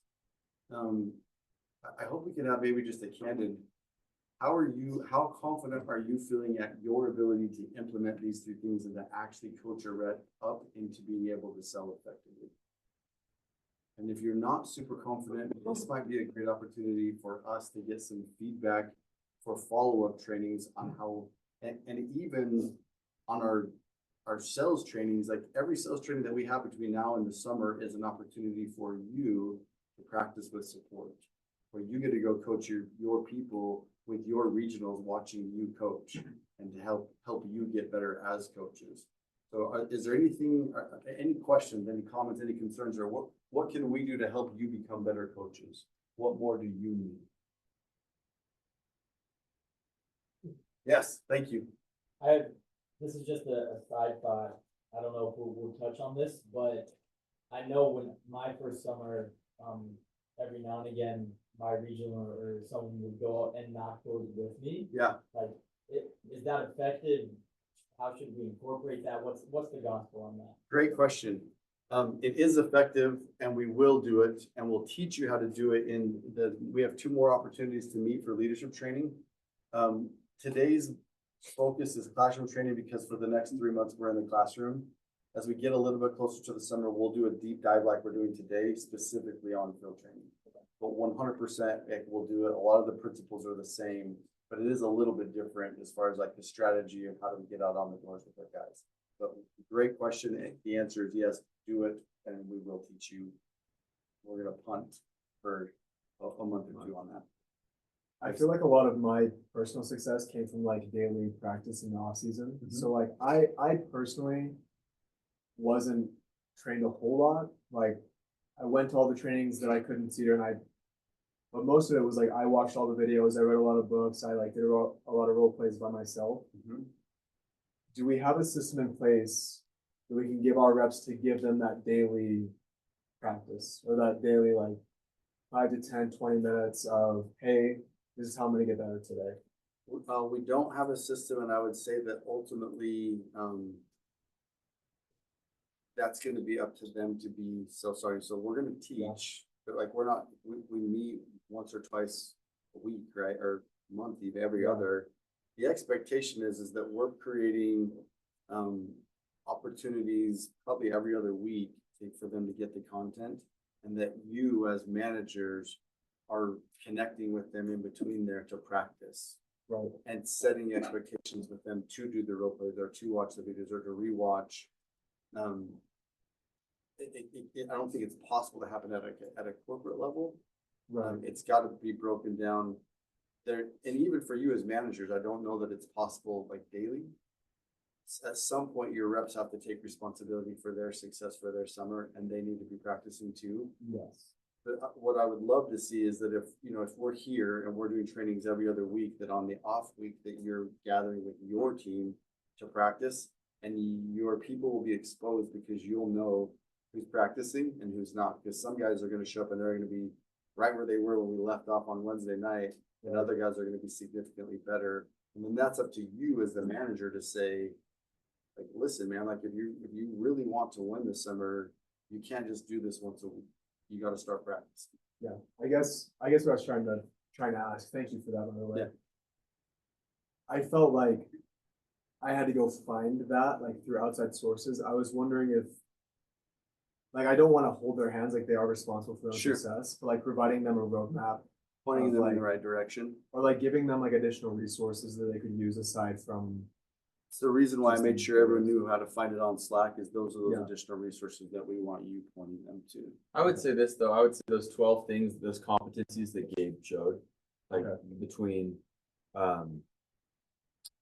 you know, the body language or like the communication filters and then those other two, right? So like literally starting an initial approach inside a response, like those 12, I like that as our like, you are prepped to go sell pest control. And checking myself in terms of diagnosis, like if I'm a rookie, I think we should put that slide in front of a bunch of our first year reps as like they need to know, I need to go check off these 12 things. To your point, and we talked about this, I think yesterday. Yeah. We want to take that slide and make it into an actual checklist, so that reps are like, okay, I'm, like, I think it would probably be, this is, maybe we haven't totally like nailed this right, but this is what I would recommend, right? I would be happy to create a checklist for every rep that you give your guys that checklist, whether that's a physical copy or a digital copy, that you as the manager are working them through. And then once they've satisfactorily completed the boxes, then you send them to their regional team, like signed off. Okay. So that they have like almost like a curriculum that they're following. Yes. So, and I think the regional, the process we're gonna be creating is the regional, when they go quiz them, they're gonna look at those 12 things and they're basically gonna quiz them on those 12 things. Okay. Right? Tell me about body language, what are best practices, what are not best practices? Tell me about metaverbal communication, what have you learned with Mason on that? Okay, awesome. Initial approach, show me your initial approach, Yes. like. Ultimately, the checklist is can you take a cell and through a couple different scenarios and go from knocking that door to signing a contract, start to finish, and like that's the test, right? Is can you actually do it? Jackson. Yeah, so Parker and Mason already know this, but I kind of want to share it with everyone else and Carter, I guess, but I actually went out of my way.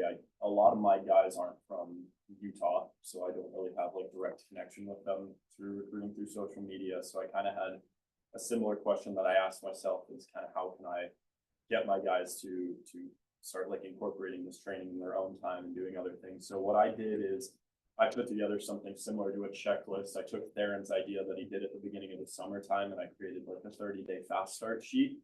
So it has a checklist for an hour mental training, hour physical training, and then like a very specific part of practicing the script. And then each part of the script that they send over to me, either a voice recording or something, will get marked off as an incentivization in a point system. So you get points for actually practicing the script specific sections and stuff. So if any of you guys are looking to do that with your boys, I have a Google Docs thing that I can send over to you. You can copy it and give it to all your people. So Why don't you just share that with Theron and then we'll Slack it out to the YouTube channel. I'd love to do that. I'm not as organized as Jackson on that, but something I implemented my first summer managing was, and you actually did it the other day, my guys do it, is I would call them at random times during the week, or they would call me, and it's just like on the spot, I'm their customer. And so Diggy called me the other day. I legit just got off a recruiting call, and he goes, "Hey, sir," and I'm like, "Hey, Dig, what's up?" He's like, "Sir, real quick, I'm doing work with John," and it keeps you on your toes. And I do that to them all the time. I'm like, "How's it going, sir?" Just real quick, and it keeps people on their toes. It keeps recruits excited to know the process. And if they're like totally lost, it's like, yeah, that was like they know those calls are coming, and that's super fun to keep them on their toes. Like they're walking to class and you call them to do, a 10-second little kind of like practice. So that's something we do. And then the YouTube videos, they're spot on. Like Theron went out to all the markets, recorded in person, like Gabe Marquez's sales is nuts. So I would go watch those too. I think just one last thought on this piece is just like, you can expect within a week that 12 thing checklist. And if you have reps, then we want you putting that in front of them and setting the expectations that these are the things that we need you to check off pre-summer to get your travel bonus. And if you have time on your own, these are the, work through these. And then let's go back through as the leader, your job is to run them back through it and say, where are your blind spots? Where are the spots that you can improve, right? I think if someone shows up and they have those 12 things dialed in, then they're as ready as they're going to be for their first, So within the week, we will have a formal thing that you can put in front of your reps, and let's use that in terms of how we're training our people. And the modules will cover those. But I like those 12 because they kind of break down a bunch of competencies that I think are really important that the modules kind of like dive into. So. Tell me really quick, and I'd love just your feedback, difference between I have to and I get to.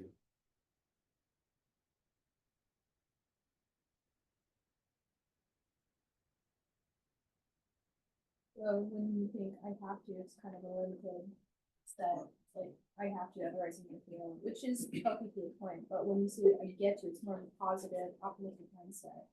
So like this last summer, I didn't sell as long as I did the other summers, but when I had chances to come back and sell more, I was like, I get to sell more on the door, I get to do this, and it made me so much more because I was excited to do that. Love that.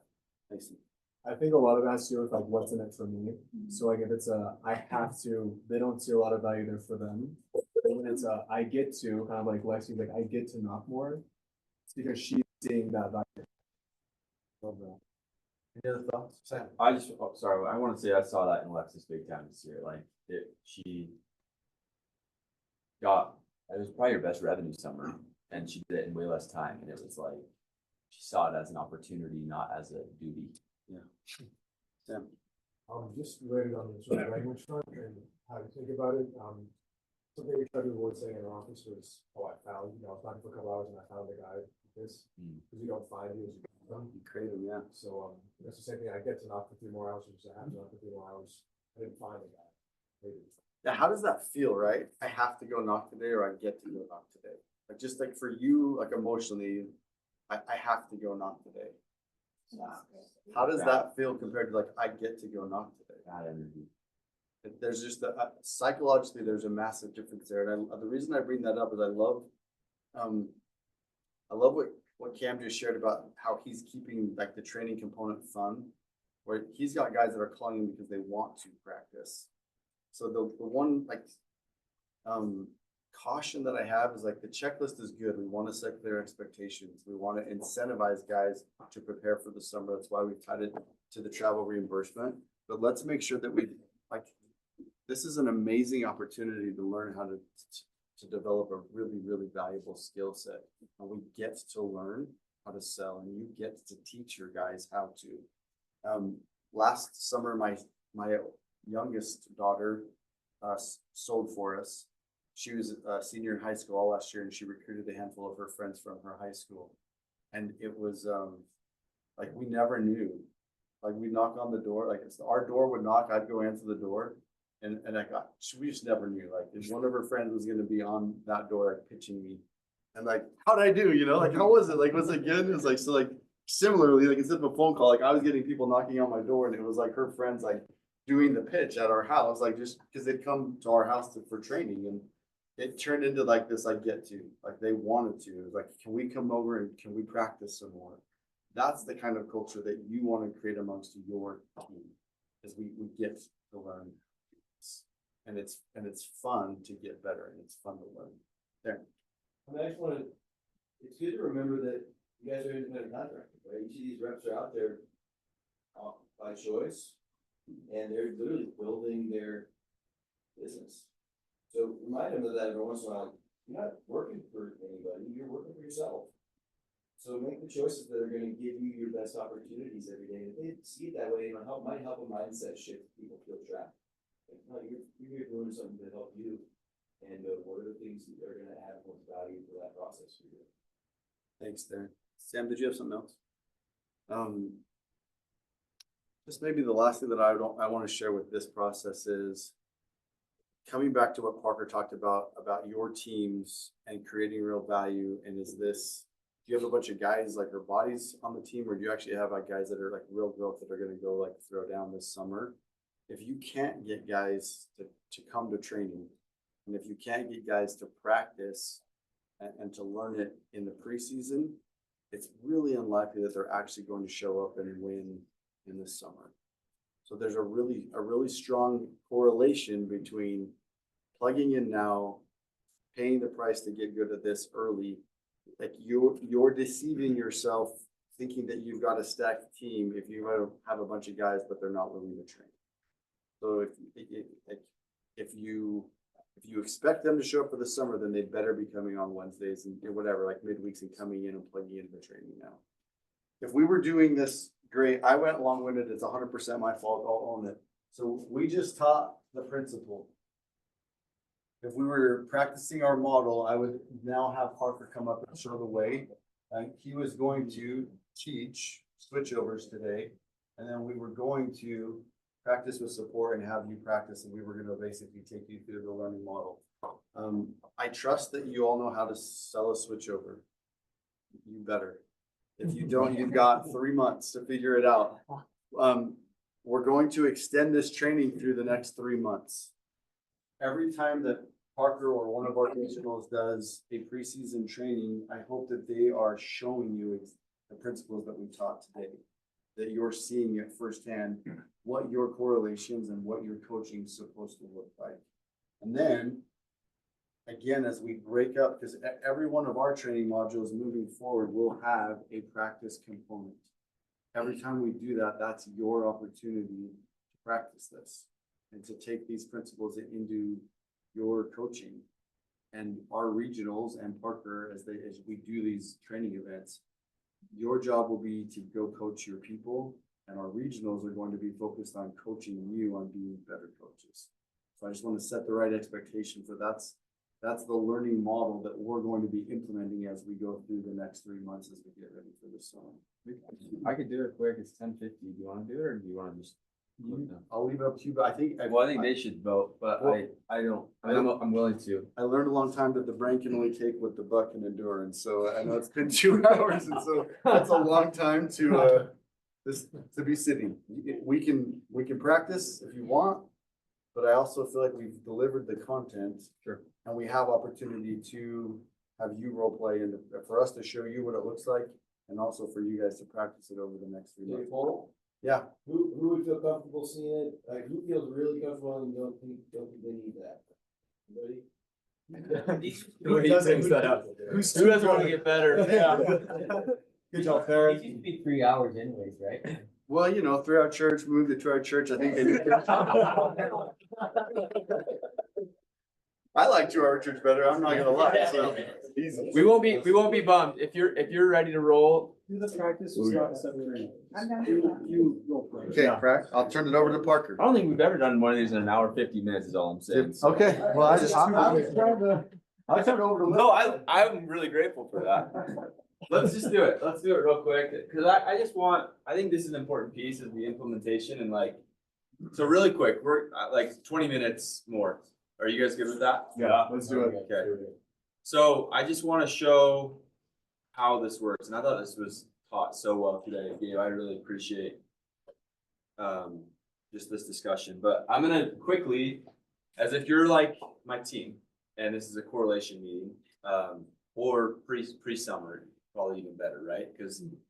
So let's pretend it's pre-summer, it's right now, you guys are a bunch of first year, I'm teaching you switchovers. I'm gonna do that quickly because I know that you actually know switchovers, but with that, the why, right? Hey, we got So a it's- junior here that's never sold. Oh, I love that actually. Let's- Yeah, we got two. Yeah, let's do it. Okay, cool. So there are some people here that haven't sold, so this will be good. Get your notepads out. We're gonna teach it. I'm gonna show it. So as if I'm the manager, I'm gonna show it. And then I'm gonna have someone come up and give a little bit of feedback. So we'll do that before we finish today. So as the audience, obviously, I want you guys kind of looking at all 3 phases and best practices and maybe something that you may be able to do even better than I'm doing. So quickly, again, when we're teaching, it's the what and the why, right? So switchovers. It's important with switchovers just briefly to discuss the mindset with switchovers. So there's always a why and a how, right? So discussing the why, switchovers, they're already budgeting for pest control. So in a lot of ways, switchovers are seamless, awesome customers. They're used to having a company come by their house, right? So that's awesome. It's a mindset shift to they already are educated on what the service is. Now I got to sell them on me and our thing, right? In a lot of ways, that's easier than telling someone they need a budget for a whole new thing for their home. So I love switchovers, and our top reps last year sold a ton of them.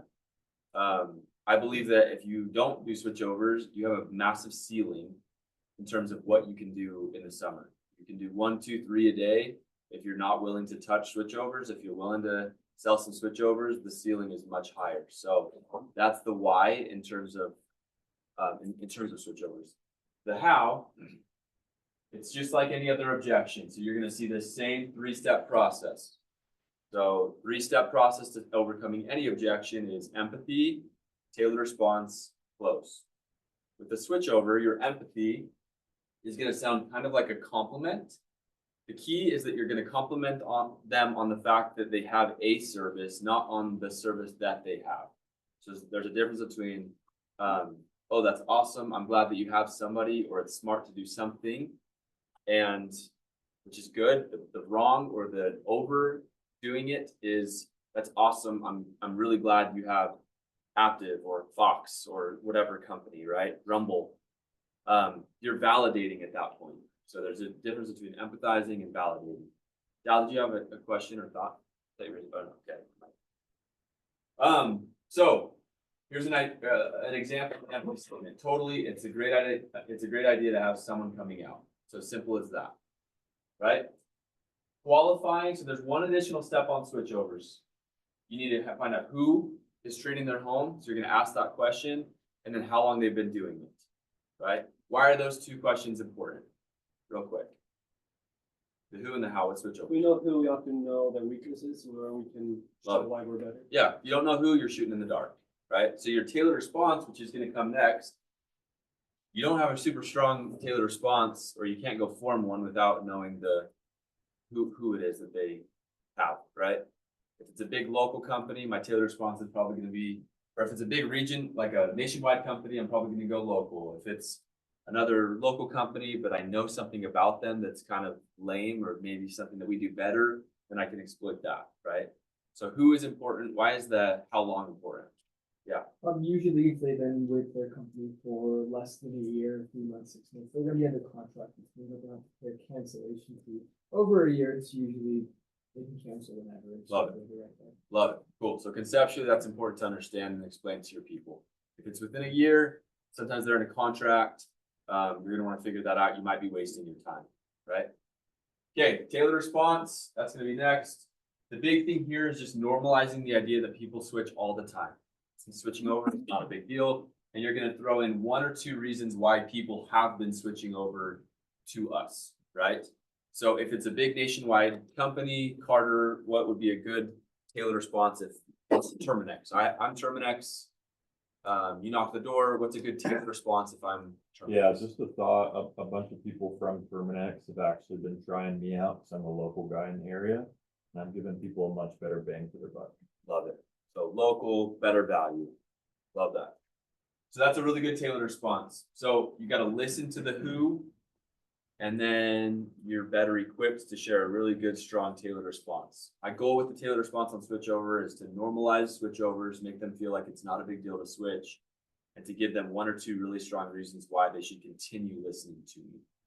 And then you have to re-engage the customer. So this is either going to be a circle back to my trucks are here and going for a discount, or oftentimes you're just going to mention, you're going to ask a question to re-engage them. A question I really like right here is, when you called out Terminex, what was it mainly that you called them out for? Right? Just re-engaging them, getting the ball back in their court, seeing if they'll give me a sign that they're open-minded at that point. Just kind of temperature checking them and seeing if they're willing to keep talking, right? Any questions so far, Tyler, on or Izzy? I know you guys are, this is new, and this is gonna be a lot. Okay.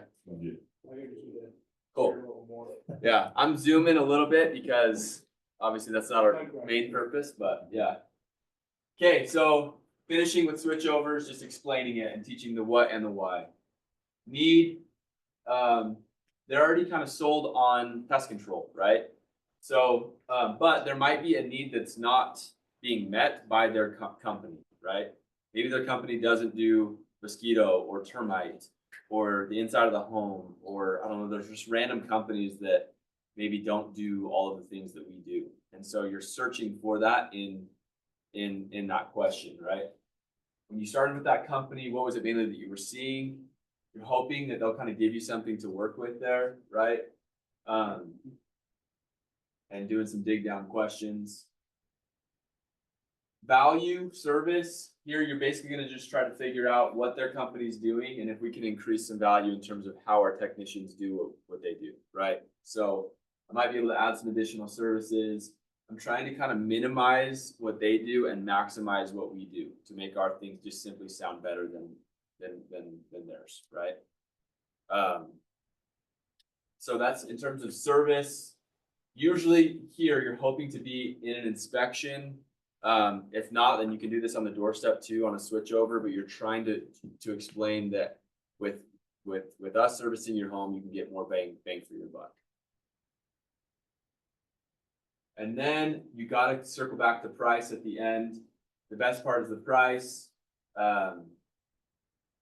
You wanna make it, sometimes we're not gonna be cheaper, right? But you wanna say lines like, if you gave me a shot, I would be willing to be really competitive with my pricing, right? I wouldn't lead on switchovers always with, I can save you money. That's probably gonna get you in trouble. So on switchovers, I would lead with like, if you were willing to look at our pricing or give me a shot, I would be willing to be really competitive on my pricing. So lines like that just kind of tease price and get them, try to incite at how much.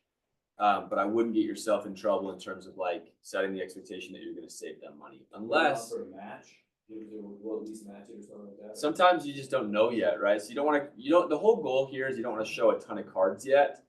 But unless you have insight, right? That's why that who question, who do you have, is so important, because there are companies that usually are ripping people off, right?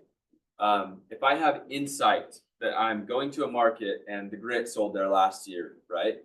For X company, they're super pricey, right? So if I'm in Delaware this summer and I knock a door and it's active and I know it was the grit team knocking for them or whatever, I probably could get away with, like, I'm usually able to get really competitive with my pricing with your guys, with the group that you guys have servicing you. So knowing your competition and the who piece is super important in terms of your statements that you say along the way with switchovers. Okay? Any questions on this, on like on the what or the how? I just noticed a lot of buzz on Slack last year in the team channel when people learn about your company. This is earlier in the summer, right? Yeah. But encourage that with your team. Say just kind of out about White Knight. Here's what they're charging. Here's what this, like, this guy was really cool. You showed me this contract with one of the details. Like, share that stuff with your team. That's valuable. Yeah. Love that. Cool. Okay, so taught it, right? And this was, again, I'm trying to be kind of quick, so you're gonna teach stuff to your people, take them through it step by step, and then you're gonna show it. So I'm gonna show a switchover. I'll have someone come up and be a customer. And then I'm gonna have someone else come up and I'm gonna have them try it. And then I'm gonna coach them with a little bit of support and do the Oreo cookie, positive, negative, positive. And we'll finish with that today, but I just wanted you guys to kind of see it all come together. So I'll show this. I'll go back to the switchover slides so that you can kind of, I'll have someone click through this as I'm going. Do you want to do that? So as I'm going through this, I want you to click through the slides so people can kind of look at me and look at the slides and see that I'm following that, right? It's important to build confidence that we actually do what our training is. So yeah. Mace, do you want to be the customer? That'd be awesome. Okay, so I'll just start from the very top in terms of my my pitch. And you'll tell me that you're a switchover and then we'll get into it. And I'm just gonna run you all the way through. We'll go all the way through an inspection, I guess. So just probably 5 minutes or so. Okay.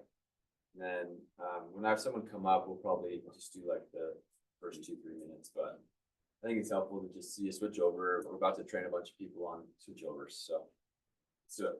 Okay, sweet. Yeah. Hey, bud. Hey, What's up? how are you? Good. Good. Hey, my name's Parker. I'm gonna be doing work for Doug, just your neighbor across the street. Has anyone been by to let you guys know what's going on? No, what's up? Okay. Yeah, so I do the pest control for him and about 20 neighbors in the neighborhood. I was just curious who you guys have coming out this year for the bugs. Yeah, we have not, we've used them for like a couple years now. Okay. I really like them actually, so. Yeah, thanks that's for coming awesome. by. Yeah, no problem. You gotta have someone out here, so that's really great. How long have they been doing it for you? If you don't mind me asking. It's been like 3 or 4 years. Like I've really loved them. Yeah, So yeah, it's nothing bad to say. That's totally great. Well, just a thought. I'm with Point. I've had a couple people in the neighborhood just wanting to try something different this year. And we're a local group, so some of the neighbors have really liked that. Just tailored to here. And so in terms of service, we're able to give people a little bit of a better bang for their buck. When you called them out 3 or 4 years ago, do you mind me asking what you started with them for? yeah, honestly, I think it was just some guy kind of doing what you were doing, Came just by. knocking. Yeah, that's We great. had like some ones maybe, but nothing Sure. crazy. Yeah, that's totally great. Yeah, pest control is awesome. Like I said, a lot of people in here prefer something that's a little bit more tailored to here. And then in terms of pricing, I usually can be really competitive against the nationwide companies like that. If you wanted to try something different just while I'm out here, I would be willing to do it for super cheap. Cool, like what's super cheap? Do you know the square footage of the house? Yeah, it's 1,600. Okay, I would just do a quick inspection around the outside of the house, and then I could give you a free quote, maybe give you a little bit more information in the backyard. Do you have a gate on either side of the house? Yeah, I've got one just over here. Okay, yeah, I'll take a look, and then if you wanna meet me out back, I'll just show you maybe what we're doing different and just give you something else to look at in terms of the quote. Sure. Okay, cool. Well, let's do a quick inspection. So, cool. I'm Parker, by the way. Nice to meet you on this. Awesome. How long have you been in the home? Park for time's sake, like that was beautiful. I mean, at this point, it's just a normal cell, right? Like. Not really, it's a switchover. I mean, What I'm saying is like, as far as like, for today's purposes. Yeah. teaching, I think like, at this point. cool, that's fine. Yeah, cool. Okay. I mean, Let's- it's, hey, I don't wanna be, I'm here all day, I'm here all week. actually, Yeah. So. I don't wanna keep going, that's great, but- Whatever's helpful. Do you guys want me to, Yeah. Yeah, I'd Okay. love to see the inspection. Okay. Yeah. I love it. Okay. Yeah, let's do it real quick. I'm Parker, by the way. Okay, nice to Good meet you, Parker. Yeah. Amazing. How long have you guys been in the home? It's been like 6 years now. Okay, awesome. You guys like the neighborhood? Yeah, it's great. Love the neighbors, really quiet. Yeah. I've enjoyed it here. Yeah, very cool. That's awesome. I love it here too. Like I said, we're local. I know a lot of the neighbors and, you have a great spot. You live here, so. In terms of service, so they've obviously been coming out for a while now. Do they just do ants, spiders, wasps, kind of the general stuff, or what do you get out? Yeah, I think so. I really don't know that much. Not super Like, sure. I just know that I don't see bugs, so. Yeah. I'm pretty happy. Okay, well, you might have to take my word for it, but a lot of the neighbors in here, like I said, our service is way more tailored and usually a little bit more cost effective for the customer. And then if you have things come up in between the services, you're able to call us, and we're usually really easy to get a hold of. Some of the big nationwide companies like Aptiv, I mean, they're just big, right? So call centers that are outsourced all over the world. And ours is just family run, really local, and so people really prefer that.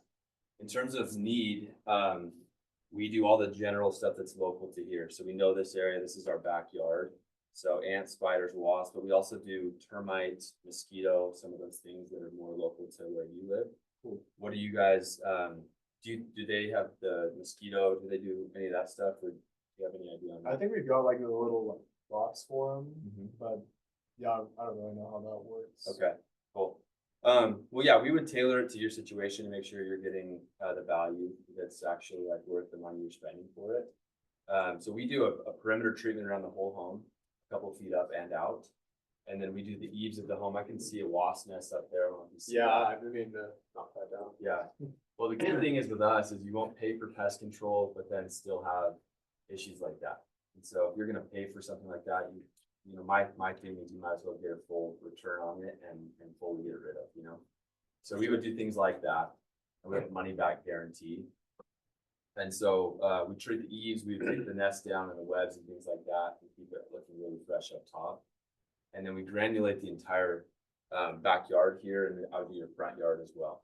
So that helps with fleas, ticks and things like that. Gotcha. So again, some of the bigger companies just don't, they don't tailor their service quite like we can. And so I can even just see some things on your home that I think we could do a lot better. The best thing for me is the price. So, in terms of pricing, because I'm local, I have less overhead, I can be really competitive. And even if it's a similar price, I think you'll get more value for it, if that makes sense. So let me show you what that looks like. Yeah. Your home is 2,500 square feet. Yeah, 1,600. Oh, you said, I'm sorry, that's right, I was just making that up. 1,600 square feet. So usually the initial, or the cost is a couple $100. Okay. If you gave me a shot, just because you have them coming out, I would do your first one for $99. Oh, cool. And then as far as we break it up into monthly payments, probably similar to how they do. For those, it's just $65. Cool. So it's $65 every time you guys come out. $65 is a monthly, and we basically, you pay monthly throughout the year, that gets you 4 visits a year. And some additional services for the mosquito. Gotcha. So lots of value for what you're getting. And then I'm gonna be here. Has it been a while since they've been out, or when were they out last? Yeah, they only came out once in the winter, but they come out every 6 weeks during the summer. Okay. So they're supposed to get here like next week. Yeah, I was just gonna say, if the timing lines up, I'm gonna have guys here the next day or two. And I'd be willing to do that 99 to have you start. All I would ask for is just a year to have you try out something different. But I would love a shot, just because we're local, and I think we could make a big difference on your home. Yeah, I'll give you guys a shot. Okay, well, yeah, I'll just grab some info and then get you started.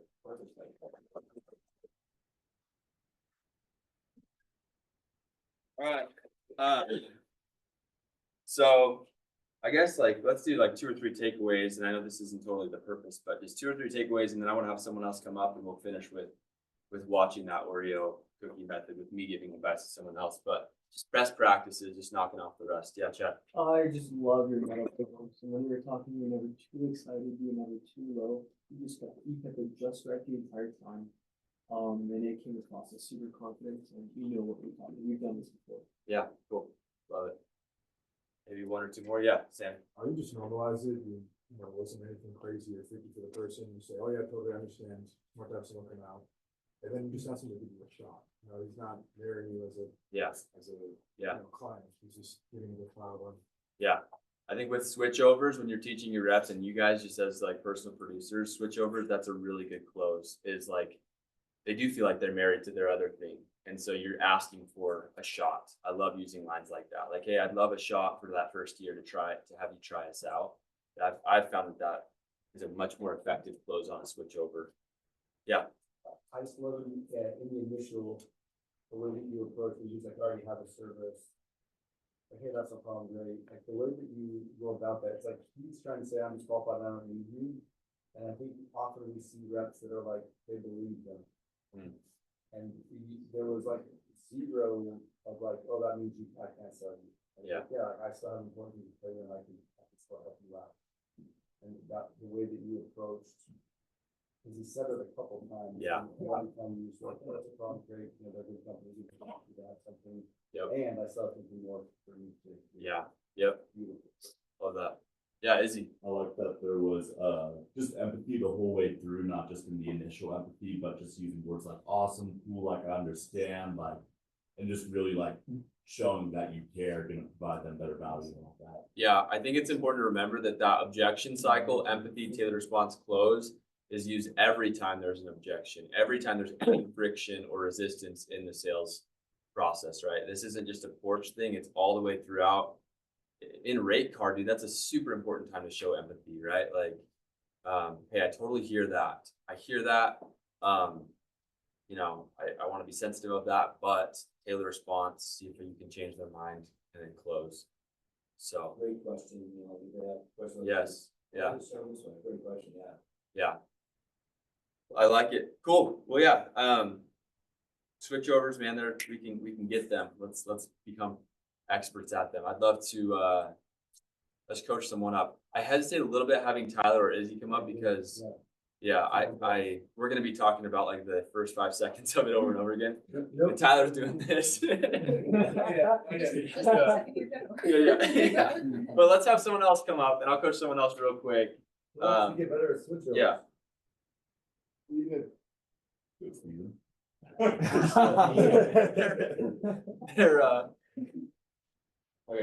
They're not coming up themselves, but they're recommending others. I like that. Cool. Okay, so I'll be the customer. Actually, Do no, you I wanna don't wanna be be the the customer. customer? I wanna coach, yeah. Yeah, it's a basic. Yeah. Okay, so I'm gonna stand on the side and just kind of use this Oreo cookie. So again, like, when I'm setting the expectations with my people I'm practicing with and any group there, I'm gonna say, hey, I'm gonna stop you. You know, I'm gonna stop you a couple times, probably. Our goal is to get better. There's no shame in making mistakes, you know, those types of messages are important. Creating that culture of like, let's just get better here. Yeah. And then I just showed it. So Steve, try it now. Steven, is there something specific from what you did, what Parker just taught, that you want to get better at, or that you guys need to work on? I like the little terms Parker uses. Sam and I were talking about that when he was pitching. When he got into the backyard, he said, like, yeah, we're super local. This is basically our backyard. So he like tailored it exactly to the customer. So I feel like he really drove that home. Yeah, just small little things, small little tweaks like that. What's this? Make or break the sale. Yeah, Cool. What's up, buddy? How you doing? Hey, how's it going, man? Good, how are you? I'm doing good. Thanks for asking. Hey, I just finished up work with your neighbor Mike. He let you know I'd be stopping by. No, what's up? Cool. Yeah, so I'm just his bug guy. I was just stopping by to see what you guys use for that this year. Yeah, I have Aptiv. We've had them for like a few years. Yeah. So we're totally covered. I hear you, man. It's totally smart to be doing something out here. How long have you guys had it? It's been like 4 years now. Like, I really like them. Yeah. They've been doing a great job. If you hated them, you would have fired them by now, right? I'm gonna stop you. Actually, really good so far. Really good so far. A thought I had as I was just listening, and obviously this is higher level stuff. Right. You're good, dude. That was really, I thought really good. I think a little bit more inflection in your voice when you ask, who do you guys have coming out this year for the Bucks? Making that really clear. Okay. It felt like you kind of down pitched, and it felt like if I'm not like really sharp and listening and locked in on you, then I can kind of just like, I don't even know what you just said, I'm out. So everything the same. I thought that A was pitch on the, I just more just clarity and a little bit of a higher pitch on that. Who do you guys have coming out this year for the Bucks? Okay. That's my thought on just what I've seen so far. So let's start from the top. Yep. But I, honestly, other than that, I thought that was dang good. Okay. So really confident, good speed. Keep all of it. Okay. Yeah. Hello? hey, how's it going, man? Good. Good. Hey, I just finished up work with your neighbor Mike. He let you know I'd be stopping by. No, I don't really even talk to Mike that much, Okay. so. Yeah, no worries. I'm just a bug guy. I was just stopping by to see who you guys use for that this year. Yeah, we got Aptiv that comes out for that, so I really like them. Like, Yeah. we're totally covered. Totally. Thanks for coming by though. Yeah, I hear you, man. Well, just so you would know, the reason why Mike actually switched over, he would have to come out for it. Just tailor it a bit more to the area, a bit more regional, we're just a small local company. So for him, we're providing a lot more value. If we could squeeze you guys in, we're doing it for more than normal price. Yeah, that's really nice, but like I said, I really like Aptiv. Yeah. They've been good to me. Totally. I hear you, Appreciate man. that. And if you hated him, you would have fired him by now. What was kind of the main reason that you guys called him out for? Very good. Keep going. Yeah, like, they kind of, I didn't even call them out really, like, they kind of came by and knew what you were doing. Right. So we had some ads and I just kind of hopped on. Yeah, I hear you, man. And that's kind of the main reason why people are hopping on. We're doing a huge group rate discount. So we're actually taking the main price and just cutting it down, making sense for quite a few people. Just to give a bit more service to it. Cool. If we could squeeze you guys in, then I'd do it for dirt cheap. Well, I mean, like, what's the? Okay, really good. Stop. I would say the only last piece, and we don't necessarily need to hammer this one more time, but I think just a takeaway to work on going forward is I think there can be a little bit more substance in terms of the logic on Aptiv versus us. Right. So I think it felt a little bit too light and maybe just kind of, you talked on the local thing one time, but I would maybe give them just even a little bit more, like, what is that actually, like, what one or two examples of that? Okay. Can I add to that? Yeah, please. We go back to the three ingredients, right, need value, urgency, and the route you took was price, like that's the direction that I went with, like, how can you cheap? Yeah. I think what Park is saying is that probably, like, more often than not, if someone's had a customer or a company for over a year, sometimes saving money is not enough to move them. And you need to be doing a little bit more logic besides just the emotional, like I can save you money to get them to line.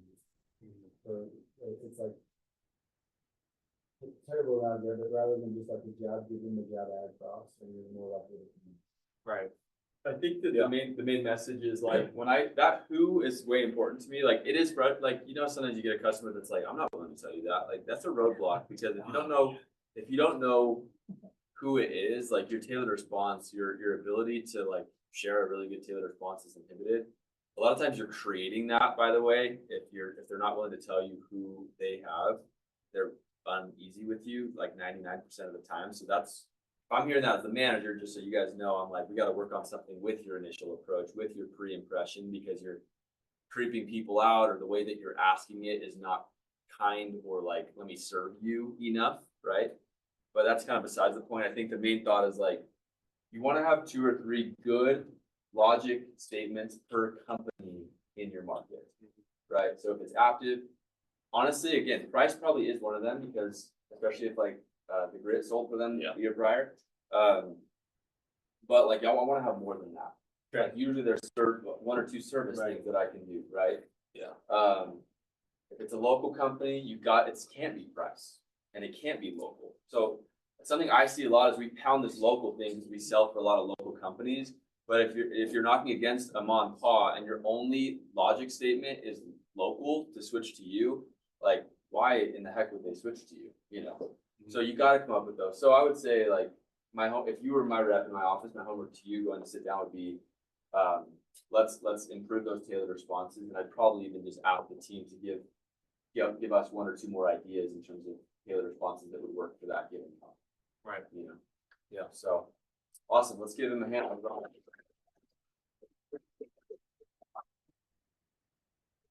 So anyway, I think that, yeah, Sam. I just had a quick question. So let's say they don't want to give the company, and that's how that happened a bit. Would you just want to sort of try and squeeze all the reasons they should buy into your response? Like, oh yeah, we're a local company, you know, doing a lot more for a lot better value, and it'd be super cheap. I think that you can overdo it, but I think that as long as it's brief and concise, I think 2 or 3 reasons. Like, I think of it as a funnel, like, and I don't know yet who this customer is, or what their thing is, or what their experience is with the company. So yeah, I'd like to, like, I think of it as like the top of the funnel. I'd like to give you 2 or 3 really concise reasons why people choose me over that company.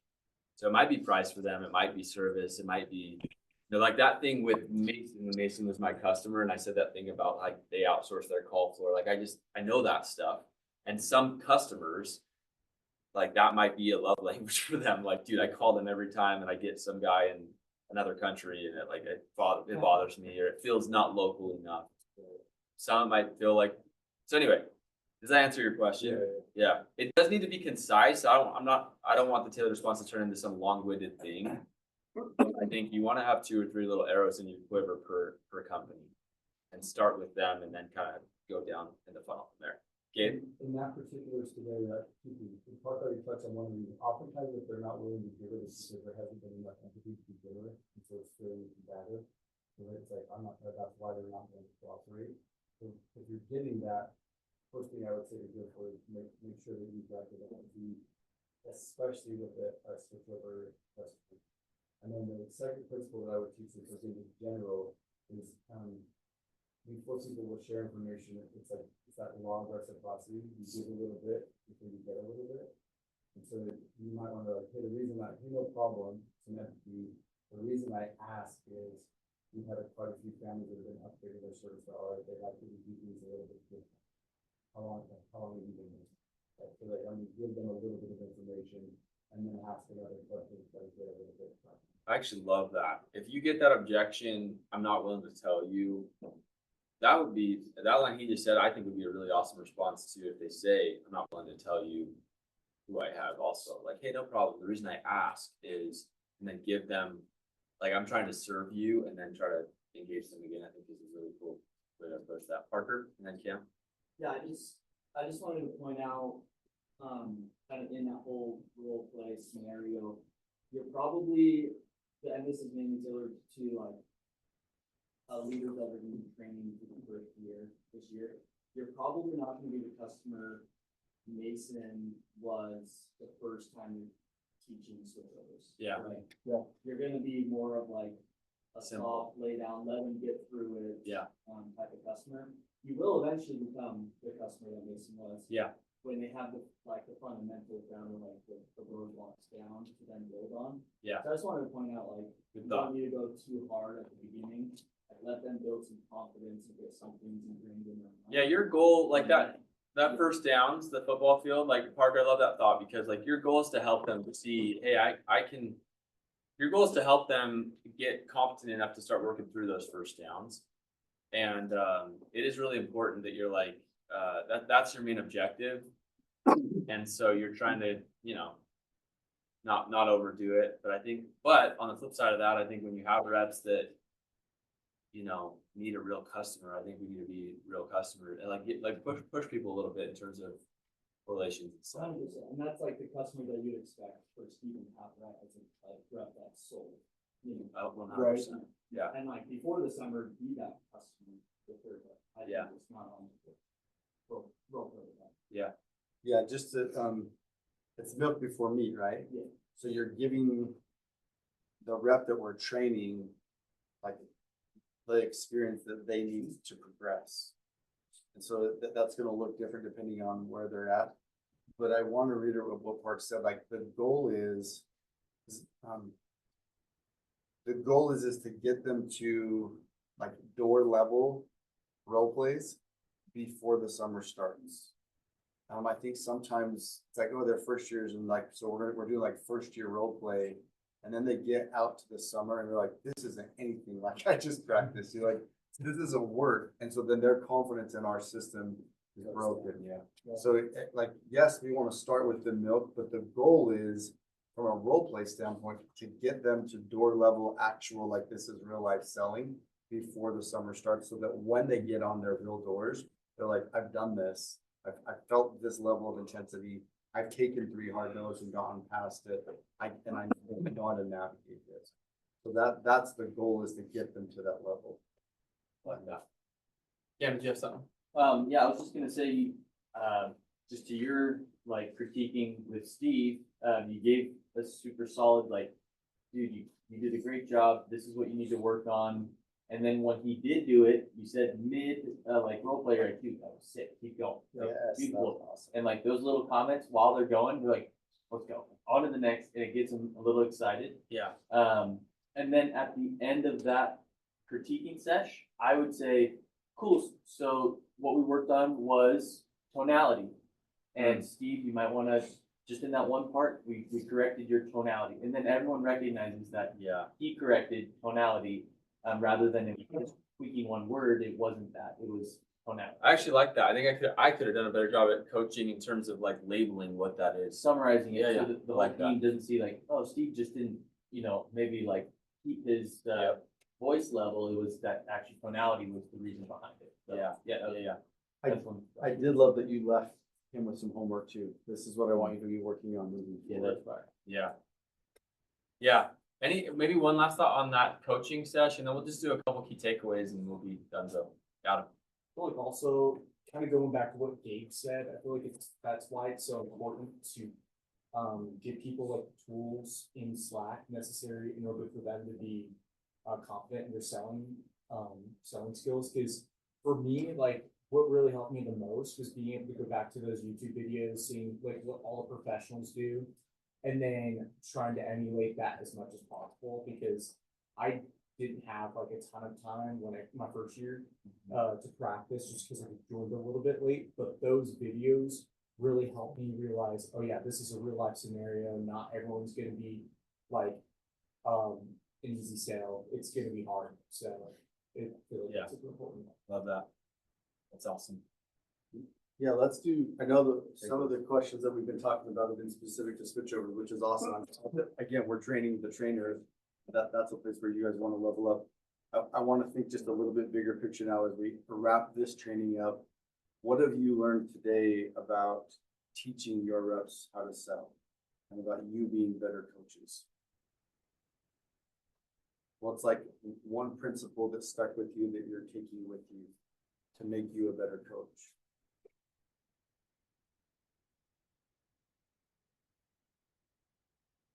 Looks like we gotta like do this again. 2 more on. 2 more hours. I know, start over. No, I really liked what you said though about like the get to and the have to perspective. Cause looking back on like, again, I don't have a lot of experience necessarily doing this, but looking back at the experience that I do have, the people on my team that had the most success were the people that got to be there and they got to have that opportunity. And the people that didn't perform as well, they had to practice and they had to go to ET. So I just think like really like emphasizing that in your training and really like creating that kind of culture is super beneficial. So I love that, Gabe. What makes one saying at the end, that culture, I think if you look at like a lot of people's missions that are LDS here, there's like a really, no one likes doing the role plays, right? But like our summer, this summer out in Delaware, we had a really good culture. We went into it, we had that. We went to trainings excited to role play so we could learn and become better and have a better pitch out or stay at better days. And so I think just in planting that culture and creating that culture in our guys so they can be the best versions of themselves is really important. Love that. I agree with that spot on. We got a takeaway on Zoom. Sure. Go ahead and introduce yourself, because all I see is a T. Oh, it's Tanner. Mr. Tucker. Yeah, the old man from miles away. But one of my takeaways, and this probably is more for like the old dogs, and I guess like younger guys can also take away from this. But I feel like every winter when we start doing trainings, I always kind of have the mentality of like, oh, like I'll just get back into like summer shape, like when the summer rolls around. And it really was impressed upon me the importance for me doing 100% ownership in being over prepared so I can be better at helping my guys do more realistic hard trainings pre-summer, kind of like Gabe was talking about. So when they get out there, they're not like, oh, this is way harder than the kind of like softball customers that I was pretending to be and giving them real hard, like realistic people. But because I did my due diligence to prepare, then I can be that much more prepared to help them hit that like ready level. Yeah, I love that. Like I think of that idea in terms of sports, right? Like early in an off season, I'm gonna be like slow paced, softballs. We're learning the fundamentals. We're learning the plays. But like your couple practices right before the season, dude, they're full speed. We're wearing pads. We're hitting each other, like because we want to. Your goal as a coach is to simulate the game as much as you possibly can, right? You can't do it perfectly. So anyway, Izzy could speak about that better than Izzy's a college football player, so. Kaylee also said on Zoom, the safest place to fail is in front of my team is a good culture point. Yeah, love that. Yeah, it doesn't cost you anything. It's a little bit of pride. It's a little bit of pride. Anything else before we wrap up? Any other takeaways? Okay, so what is our learning model?